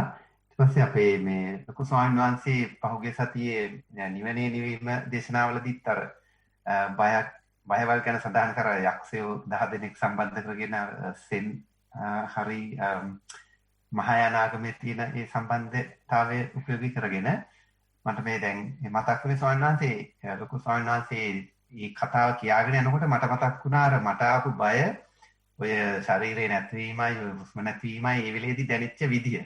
ඉතින් ස්වාමීන් වහන්සේ ඒ ටික කියාගෙන යනකොටම මට ඇඟේ දැනුනේ ස්වාමීන් වහන්සේ අර ඒ දවස්වල ඇතිවෙච්ච විදිහටම ඇඟ ඇතුලේ අර පිච්චෙනවා වගේ දැවිල්ල වගේ ඊට පස්සේ මම ඒක ඒ වෙලෙම මෙනෙහි කරපු ගමන් මට මේ අර දවස්වල හැදිච්ච දැනෙච්ච දේ නේද කියලාම එතනද මේක නැති වෙලා ගියා. දැන් නම් ස්වාමීන් වහන්සේ එහෙම බයවල් තියෙනවා. එහෙම සම්පූර්ණයෙන්ම නැතිලා නෑ. නමුත් අර ඒ පරියන්කේදී එහෙම ඇති වෙන දේ නෑ. නමුත් මතක් කරාම ස්වාමීන් වහන්සේ හරන දෙයක් වුණා නේද කියලා ඒ වෙලාවේදී ඇති වෙච්ච දේ නිකන් ඇඟට දැනෙනවා ස්වාමීන් වහන්සේ. පොඩ්ඩක් අර ධර්මයේ පැත්තෙන් ඒ ගැන පැහැදිලි කිරීමක් කර දෙන්න පුළුවන් ස්වාමීන් වහන්සේ. හොඳයි. එතකොට දැන් ඔය මේ අපිට බිය ඇති වෙන්නේ මොකෙන්ද කියලා බැලුවොත් එහෙම නැත්නම් අපි හිතමු දැන් මායя විදියටත් නොයෙකුත් මාර සංකල්පෙනුත් හඳුන්වලා දෙනවානේ.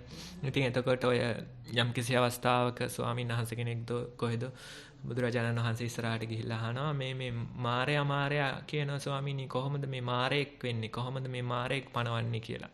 එතකොට කියනවා මෙන්න මේ පංච උපාදානස්කන්ධය ගැන තමයි කියන්නේ. ඒ කියන්නේ ඔය මගේ කියලා ගොඩ ගහගෙන මිටිය බැඳගෙන ඉන්න ටික තමයි කියන්නේ. ඔය සිහිය පිටවන්න ගියාම පේන ටික ගැන තමයි කියන්නේ. ඉතින් කියලා කියනවා මේ රූපය කියලා දෙයක් තියෙන තාක්කල්, අපේ මේ ශරීරය තියෙන තාක්කල් අන්න මාරෙක් කියලා දෙයක් පනවන්න පුළුවන්. මැරීමක් කියලා දෙයක් පනවන්න පුළුවන්.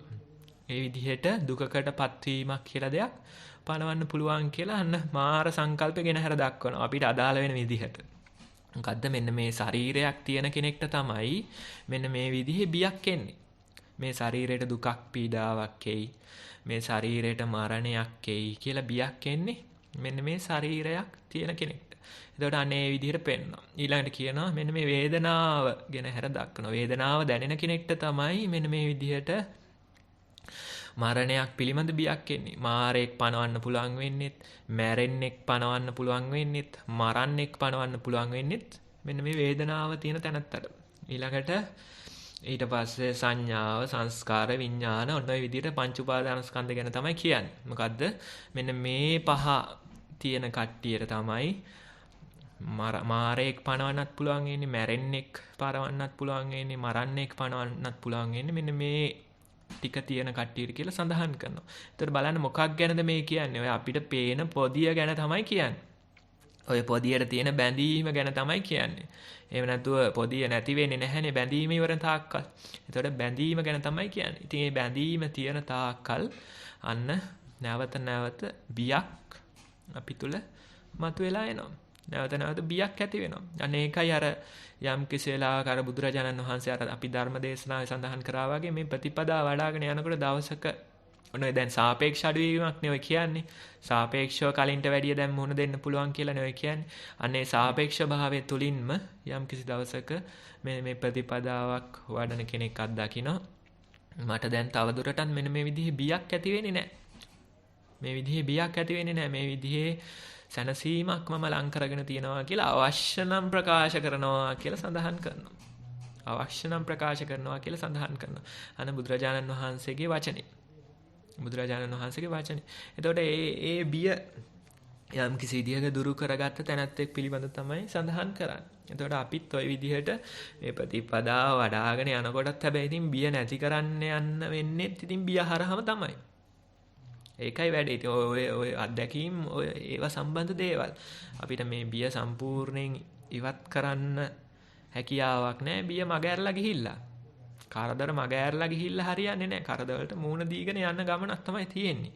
සම්පූර්ණ ඔක්කොම මෑත් වෙලා ඔක්කොම දුරස් කරගෙන මම කොහොම හරි සැනසීමෙන් ඉන්නවා කියලා හිතුවට මොකද කොහෙන් හරි ඇවිල්ලා උල්කාපාතයක් හරි වැඩිලා අන්න අර සැනසීම දුරු වෙලා යනවා. දුරු වෙලා යනවා. එහෙම දුරු කරන්න බෑ. ඒ වෙනුවට අන්න බලන්න මේ දේවල් ඉදිරිපත් වෙනකොට කොයි විදිහටද මගේ හිත ඒවට පීඩාව ඇති කරන්නේ. මෙන්න මේ බිය දනවන්නේ කොයි විදිහටද කියලා. ඔය දැන් ඔය නදීප් මහත්තයා කියන අත්දැකීම වටින අත්දැකීමක්. අන්න අර තමුන්ගේ අර මේ ශරීරෙට මේ අල්ල බදාගෙන ඉන්න ඔය පංච උපාදානස්කන්ධෙට සියුම්ම තියෙන ආසාව තමයි. ඉතින් ඒක දුරු වෙලා යනකොට ටිකෙන් ටික අඩු වෙනකොට අන්න මොකද වෙන්නේ? ලොකු බියක් හිත ඇතුලෙන් නැగిලා එනවා. ඉතින් ඕකම අත්දකින්න පුළුවන් ඔය හුස්ම දිය වෙන අවස්ථාවේදීත්. ඕකම තියනවානේ. හුස්ම සියුම් වෙලා යනකොටත් ඔය බියම ඇති වෙනවා. හුස්ම ගන්න බැරි වුණා අම්මෝ මැරෙයිද දන්නේ නැහැ කියලා ඔන්න බියක් ඇති වෙනවා. ඊළඟට සයම් කිසි විදියක සක්මන බොඳ වෙලා යන අවස්ථාවේදීත් මා විසි වේද දන්නේ නැහැ කොහේ හරි ගිහලා වැදෙයිද දන්නේ නැහැ කියලා ඔන්න බියක් ඇති වෙනවා. ඔය වගේ සම්දිස්ථාන තියෙනවා. ඊට පස්සේ අර ධර්ම දේශනාවේ කිව්වා වගේ මුලින් පටන් ගන්නකොට අර ඇවිස්සලා එනකොටත් ලොකු බියක් ඇති වෙනවා. ඉතින් ඒ බියට පලා යනවා. ගොඩක් වෙලාවට පලා යන්න නැතුව ඉඳියොත් ඔන්න ඔය විදිහට හුස්ම දිය වෙනකොට සක්මන බොඳ වෙනකොටත් බියක් ඇති වෙනවා. ඊට පස්සේ වාඩි වෙලා ඉන්නකොට වේදනාව නැගෙනකොට බියක් ඇති වෙනවා. ඔන්න ඔය විදිහට තමුන්ව බොඳ වෙලා යනකොට බියක් ඇති වෙනවා. හරියට මේක නිකන් මාරේක් පිටිපස්සේ ඉඳගෙන ගහලේක් පිටිපස්සේ ඉඳගෙන කඩුවක් අමෝරා ඉඳගෙන ඉන්නවා වගේ අමුතු බිහිතියක් ඒ විදිහේ තිගැස්සීමක් අපේ හිත තුළ ඇති වෙනවා. ඒ විදිහේ දෙයක් අපිට අත්දකින්න පුළුවන්. සමහර විටක මේ දිනදා ජීවිතය ගත කරමින් මේ විදිහට ප්‍රතිපදාවක් වඩමින් ඉන්න කෙනෙක්ට තේරෙනවා මේ කිසිම හේතු කාරණාවක් රහිතව මුකුත් අපිට පසුබිමක් පේන්නේ නැතුව මේ හිතට නොයෙකුත් බිය දනවන හැඟීම් ගලාගෙන එනවා. ඉතින් ඒවා ගොඩක් වෙලාවට අපිට හඳුන්වන්න පුළුවන් අර අතීතයේ කර්ම විපාක විදිහට. ඒ කියන්නේ යම් කිසි අපි වෙන කෙනෙක්ට බියක් දනවලා තියෙනවා. ඒකනේ අර බුදුරජාණන් වහන්සේ කියන්නේ මෙන්න මේ සතුන් මැරීමෙන් වැළකීම තුලින්ම ඒ බිය දුර වෙලා යනවා කියලා. ඒ විදිහේ හසක් පීඩාවක් ඇති වෙන්න අවස්ථාවක් තියෙනද ඒක දුර වෙලා යනවා. එතකොට අර නිකන් යම්කිසි හේතු කාරණාක රහිතව නිකනුත් යම්කිසි බිය දනවන හැඟීමක් කෙනෙක් පිටිපස්සෙන් ඉන්නවා වගේ පිටිපස්සෙන් පහර දෙයි වගේ ඔන්න ඔය වගේ හැඟීම් එනවා. ඒ හැම දෙයක්ම අර පාරණ යම්කිසි ශේෂයකුත් එක්ක එන දේවල් තමයි තියෙන්නේ. ඉතින් ඔය කොයි දෙයට උනත් මුහුණ දුන්නොත් මේ කොයි දේ උනත් අල්ල බදාගෙන පලායා ගියේ නැත්තම් අන්න ටිකෙන් ටික මෙන්න මේ තියෙන මේ අර මරන්නෙක් පණවන්න පුළුවන් ස්වභාවය අපෙන් ටිකෙන් ටික දුර වෙලා යනවා කියලා ඉතින් අත්දකින්න පුළුවන්. ඉතින් ඔය විදිහට කරගෙන යනකොට එහෙම කියාගන්න පුළුවන් වෙයි දවසක. බොහොම පිං. සයනස ඒ අතරතුර අධිකක් එසවි තිබෙනවා. මම මුලින්ම බන්දුල සොයිසා මහත්මයාගෙන් ඉල්ලා සිටිනවා අන්මියුට් කරලා ප්‍රශ්න ඉදිරිපත් කරන ලෙස. අවසරයි ස්වාමීන් වහන්සේ මේ භාවනා සංඥාව සම්බන්ධයෙන් පොඩි විස්තරයක් දැනගන්න මම සාමාන්‍ය සක්මන කරනකොට ස්වාමීන් වහන්සේ හොඳට කය පිහිටලා සක්මන් කරන්න පුළුවන්. ඒ කියන්නේ කය මට සමහරක් වෙලාවට තේරෙනවා කය යනවා වගේ. එතකොට ඒ අතරතුර ස්වාමීන් වහන්සේ සමහරක් වෙලාවට සිතුවිලි එනවා. එතකොට සිතුවිලි දිහා බලනකොට කයත් තේරෙනවා කය තැම්පත් වෙනවත් තේරෙනවා.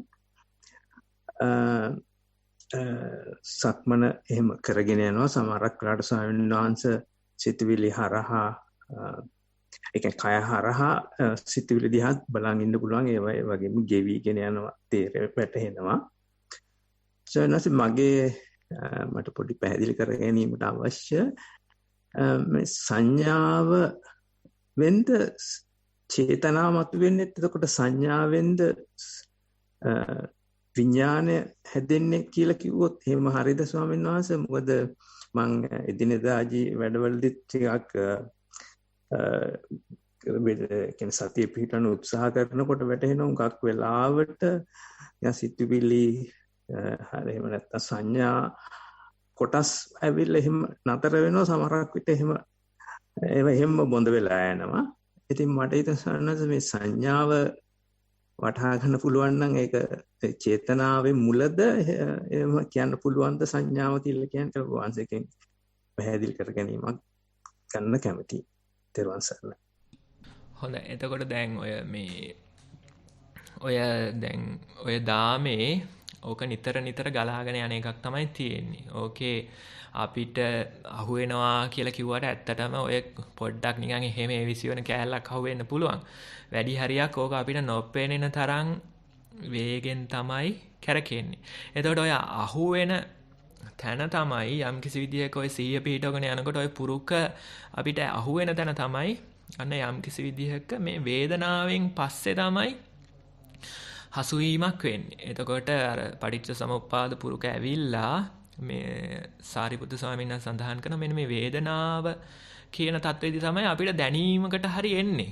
එතනින් එහාට දැනීමකටවත් එන්නේ නැහැ. එතකොට මොකද්ද අන්න අර වේදනාව කියන එක අඳුන්වන්නේ මොකද්ද? මේක මේ සැප වේදනාවක්, මේක දුක් වේදනාවක් කියලා අන්නේ අඳුන ගැනීම මාත්‍රකින් තමයි එතනින් එහාට තමයි ওই පුරුක යම්කිසි විදියක අපේ මතු පිටට මතුවලා එන්නේ. එතකොට මෙන්න මේ වේදනාව මත පදනම් වෙලා තමයි සංඥාව, චේතනාව දෙක මතුවෙනවා කියලා සඳහන් කරන්නේ. අන්න එතකොට ඒක තමයි හේතු වෙන්නේ අර දෙකේ ඉපදීමට. ඉතින් අපිට ඔක කොහොම එක චක්‍රයක් ওই විදිහට පෙන්වන්න පුළුවන් වුණාට මේ කතා කරන මොහොතේ පවා ඔය ටික කියනකොට පවා ওই චක්‍රේ 100,000 වාරක් කැරකෙනවා.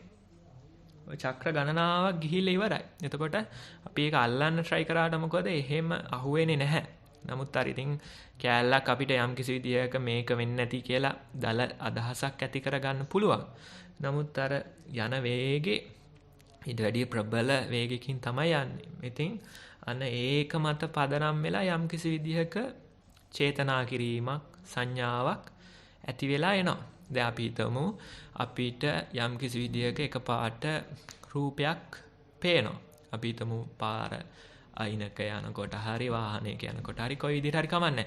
අපිට මේ රූපේ දැකපු ගමන් ඇති වෙන්නේ මේ තැනත්තා යම් කිසි විදිහක අඳුනන තැනැත්තෙක්, මේ තැනැත්ත දැකලා පුරුදු තැනැත්තෙක්, මේක මට ප්‍රිය රූපයක් කියලා යම් කිසි හැඟීමක් ඇති වෙනවනේ. අන්න ඒකත් එක්ක අපි මොකද කරන්නේ? නැවතත් හැරිලා බලනවා සමහර විට. නැවතත් වාහනේ නවත්තලා බලනවා මේ කවුද කියලා. බැලුවාම තේරෙනවා මේ කලින් අපි හිතපු තැනත්තා නෙමෙයි. මේ වෙනුවට නන්නාඳුනන පුද්ගලෙක්. අර නැවත වරක් පරීක්ෂා කරලා බැලුවාම එහෙම අදහසක් එනවා. නමුත් අර මුල ඇති වෙච්ච හැඟීම මොකද්ද කියලා හිතලා බලන්න. මුල ඇති වෙච්ච හැඟීමට පදනම් වෙලා තිබුණේ මොන වගේ දේවල් ටිකක්ද කියලා හිතලා බලන්න. ඊළඟට අපි හිතමු අපිට අප්‍රසන්න පුද්ගලයෙක් ඉන්නවා. මේ තැනත්තා අපිට යම්කිසි විදියක උදව්වක් උපකාරයක් කරනවා ඇවිල්ලා. අපි හිතමු මොකක් හරි අවශ්‍ය දෙයක් ගෙනහලා දෙනවා. ඒ ගෙනහලා දුන්නට අපිට ඒක මේ උදව්වක් කියන හැඟීමක් එකපාරට ඇති වෙන්නේ නැහනේ. එකපාරට එහෙම හැඟීමක් ඇති වෙන්නේ. එනකොට හිතෙනවා මේ මොකද්ද මේ කරන්නේ? ඇයි මෙහෙම කරන්නේ කියලා නිකන් අර ප්‍රශ්නකාරී විදිහට තමයි බලන්නේ. බලනකොට එයාකා මේ මොකක් හරි උදව්වක් කරන්න ඇවිල්ලා තියෙන්නේ. අර අපිට අප්‍රසන්න ස්වභාවයක් අර කලින් ඇති වෙලා තියුණ හින්දා අනේ ඒක මත පදනම් වෙලා යම් කිසි දෙයක් කළා ඉවරයි. එතකොට බැලුවාම ඕක දැන් අපි විතලා මතලා ගන්න දෙයක් කියලා කියන්නත් එකපාරට බෑ. මොකද කලින් ප්‍රෝග්‍රෑම් වෙලා තියෙනවා. ඒ ප්‍රෝග්‍රෑම් එක තමයි ඔය නැවත නැවත දුවන්නේ. එතකොට ඕක මේ නවත්තනවා කියන එක හිතන තරම් ලේසි කටයුත්තක් නෙමෙයි. මේකේ මේ ප්‍රෝග්‍රෑම් එක මෙහෙමයි දුවන්නේ කියලා අපි නිකන් දාලා අදහසක් හදාගන්න උත්සාහ කරාට මොකද ඒකේ ඒ විදිහට අපිට නොපෙනෙන පැත්ත වැඩි. ඉතින් අර වගේ අවස්ථාවක අර ප්‍රතික්‍රියාව ලියවිලා තියෙනවා. ඒක පාලනයක තියනවද නැද්ද කියන එක හිතන්න අමාරුයි. ඔන්න ඔය අහපු ක්‍රියාවලිය තමයි ඔතන යන්නේ. එතකොට ඒ වගේ දෙයක් ගොඩක් වෙලාවට ප්‍රතික්‍රියා කරාට පස්සේ තමයි තේරෙන්නේ මම මේ විදිහේ දෙයකට මෙහා ආවා. හැබැයි මම නුසුදුසු විදිහේ ප්‍රතික්‍රියාවක් කරා. මොකද අර කලින් අරගෙන තියෙන අදහස් කලින් ප්‍රෝග්‍රෑම් එකත් එක්ක. එතකොට බැලුවාම වැඩි හරියක් කොහොම යන්නේ ඔය වගේ දේවල් තමයි. වැඩි හරියක් යන්නේ ඔය වගේ දේවල් තමයි. අපි මේ පැවැත්ම කියන්නේ මොකද්ද? අන්න ඒවා අරගෙන අපි හිතේ දෝෂයක් දුකක් විපතක් ඇති කරගන්න. හිතේ චෝදනාවක් නගා ගන්නවා. අන්න අර කලින් මේ ලියවිලා තියුණ දේවල්. ඒ වෙනුවට ඒ ගොඩක් දේවල් අපේ පාලනයෙන් තොරයි. යම් කිසි කොටසක් පාලනයේ තියෙනවා. ඒක නෑ කියන්න බෑ. නමුත් වැඩි හරියක් අර ප්‍රෝග්‍රෑම් එකේ ඉබේ දුවන ගතියක් තමයි තියෙන්නේ. ඉතින් ඒක අඳුන ගැනීම තුලින් තමයි අපි ඔය ටිකෙන් ටික මේක සිහිය පිහිටවීම තුලින් තමයි මෙන්න මේ ප්‍රෝග්‍රෑම් එක මේ ඩීකෝඩින් පැත්තක් යන්නේ. නැත්නම් රිවර්ස් ඉන්ජිනියරින් පැත්තක් යන්නේ. ප්‍රොඩක්ට් එක දැන්ටම හැදිලා ඉවරයි. දැන් මේක හදලා තියෙන්නේ කොහොමද කියලා හොයා ගැනීමක් තමයි තියෙන්නේ. නැත්නම් මේ හදලා තියෙන මේකේ සෝස් එක නැති කිරීමක් තමයි තියෙන්නේ. ඉතින් ඒක සඳහා අතින් නැවත මේවා අත්දකින්නකොට තේරෙනවා මගේ මේ විදිහේ යම් කිසි විදිහක කලින් ලියවිලා තියෙනා වගේ නැමියාවල් තියෙනවා. ඉතින් ඒවා අපිට එකපාරට දුරු කරන්න බෑ. නමුත් නැවත නිරීක්ෂණය කිරීම තුලින් අර ටිකෙන් ටික මේවා දුර වෙලා යනවා කියලා අත්දකින්න පුළුවන්. ඉතින් ඕක ගැන සඳහන් කරනවා මොකක්ද අර යම් කිසි කේමක සූත්‍රයේද කොහෙද එතන සඳහන් කරනවා මෙන්න මේ යම් කිසි රෙද්දක් හොදලා ඒ රෙද්ද රදවුන් විසින් පිරිසිදු කළා ගෙනහලා දුන්නාම මේ රෙද්දේ යම් කිසි අර හොදන්න පාවිච්චි කරපු දේවල් වල යම් කිසි දුර්ගන්ධ ස්වභාවයක් වගේ දෙයක් තියෙනවා. අනේ ඒක කොහොමද එතකොට නැති වෙන්නේ කියලා අහනවා. එතකොට කියනවා අනේ ඒක කාලයක් තිස්සේ අර සුවඳ කරඬුවක දාලා ඒ අල්මාරියක වගේ තැම්පත් කරලා තියෙනකොට යම් කිසි දවසක අනේ සුවඳ කරඬුව දාලා තිබීම තුලින් දවසක අර කුණු ගඳ තව හොදපු ගඳ නැති වෙලා යනවා කියලා අන්න ඒ විදිහේ සඳහන් කරනවා. එතකොට ඒ කාලෙත් එක්ක වෙන විපර්යාසයක් තමයි තියෙන්නේ. එකපාරට ඒ වගේ දේවල් අල්ලන්න අහුවෙන්නේ නැහැ. නමුත් නැවත මේක කරනකොට යම් කිසි විදියක පැහැදීමක් යම් කිසි විදියක නිවැරදි දිශානතියක් අපිට මතුවලා එනවා. ඉතින් ඔය අහපු ප්‍රශ්නෙත් එක ගත්තාම අර හොඳ ඔය වගේ සිදුවීම් අපිට අත්දකින්න පුළුවන් මේ ජීවිතේ. කලින් ප්‍රෝග්‍රෑම් වෙලා ලියවිලා තියෙන දේවල් කොයි විදිහට ඉදිරිපත් වෙලා එන්නේ කියලා අත්දකින්න පුළුවන්. එදිනෙදා වැඩි කටයුතු කරනකොට කොයි විදිහටද මේ කලින් ලියවිලා තියෙන ඒවාට අපි රියැක්ෂන් කරන්න කියලා අත්දකින්න පුළුවන්. ප්‍රිය පුද්ගලයෙක් දැකීම මාත්‍රයකින් අපිට හිතට සැනසීමක් ඇති වෙද්දී අප්‍රිය පුද්ගලයෙක් දැකීම මාර්ගයෙන් හිතට කොහොමද නුරුස්සනා ස්වභාවයක් ගැලපිලා එන්නේ කියලා අත්දකින්න පුළුවන්. ඒ අත්දැකීම තුලින් නැවත දැනීම තුලින් අන්න යම් කිසි දවසක මේක ටිකෙන් ටික අඩු වෙනවා කියලා අර සුවඳ කරඬුවක දාලා තියෙනවා වගේ වැඩක් තමයි ඉතින් මේ කරන්නේ. සුවඳ කරඬුව විදිහට ඉතින් අපිට අඳුන්වන්න පුළුවන් මෙන්න මේ සිහියෙන් බැලීම. ඒ බැලීම තුලින් ටිකෙන් ටික අන්න අර හොදපු රෙද්දේ ගඳත් අඩු වෙලා යනවා කියලා අත්දකින්න පුළුවන්. ඉතින් එහෙම උත්සාහ කරලා බලමු. එමසනස වහන්සේ එතකොට දැන් කිව්වේ ඒ වගේ අපි ඒක සංඥාවක් සිතිවිල්ලක් මුකුත් තෝරන්න නැතුවේ ආපු දේ ඒ විදිහටම යන්න දීමක් තමයි එතන සිදුවිය යුත්තේ. දැනුවත්භාවයක් ඇති කරගන්න පුළුවන්. දැනුවත්භාවයක් ඇති කරගන්න පුළුවන්. ඔය තේරුවට ගොඩක් වෙලාවට මේක මේ තෝරනවා කියන්නේ අපි නිකන් මෙහෙම වෙන්නේ නැති කියලා හිතා ගන්නවා. නමුත් ගොඩක් වෙලාවට ඒ හිතීමයි කල්පනා කිරීම නිවැරදි නැහැ. ඉතින් ඒක ඔස්සේ යම්කිසි දුරක් මුලාවකටපත් වීමකුත් වෙන්න පුළුවන්. ඒ වෙනුවට අන්න ආපු දෙයට යන්න ගියොත් ඊළඟ මොහොතේ තව දෙක තුනක් ඇවිල්ලා. අන්න ඒ විදිහේ ක්‍රියාවලියක් තමයි ඔය යන්නේ. එහෙමයි ස්වාමීන් වහන්සේ බොහොම පින්න පොන්සේකේ පැහැදිලි කෙරේ. තෙරුවන් සරණයි. තව එක අතක් තියෙනවා ස්වාමීන් වහන්සේ අවස්ථාව දෙන්නද? එහෙමයි. කල්පාණී සතරසිංහ මහත්මියට අවස්ථාව ප්‍රශ්න ඉදිරිපත් කිරීමට. ස්වාමින් වහන්සේ අවසරයි.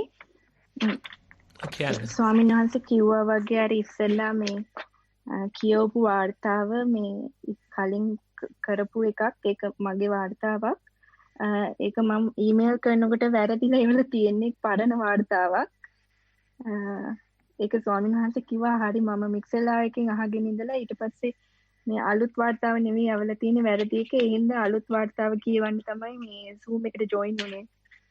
අවසරයි ස්වාමීන් වහන්සේ.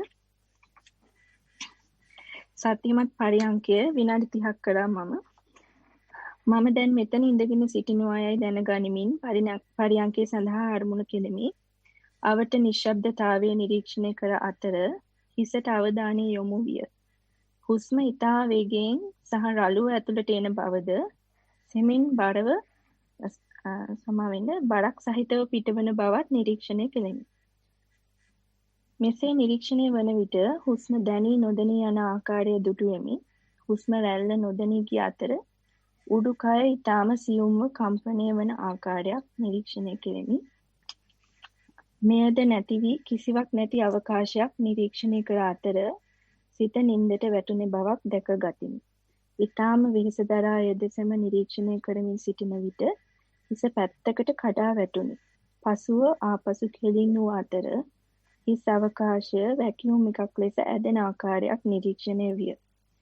ඉන්පසු ඊටමත් දීප්තිමත් ආලෝක ධාරාවක් පතිත විය.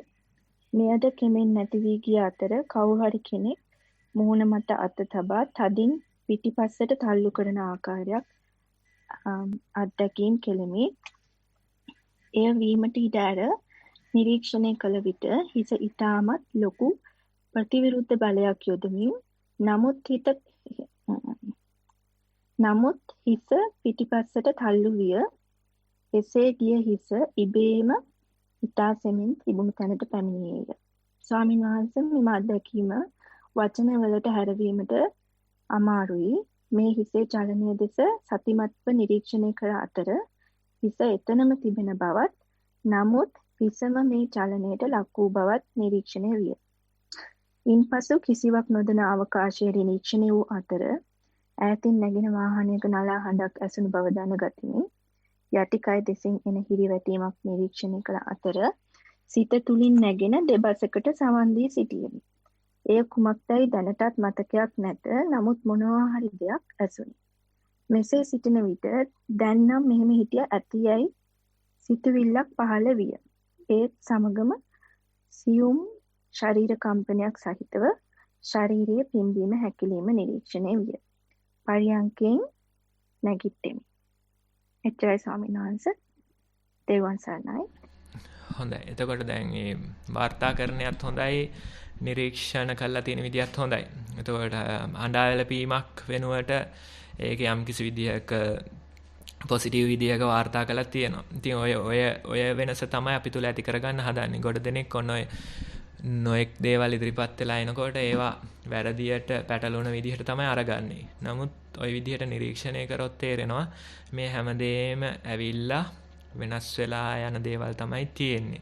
ඉතින් ඔය හුස්ම බොඳ වෙලා ගියාට පස්සේ ඔය විවිධ විදිහට ඔය දේ ඉදිරිපත් වෙලා එනවා.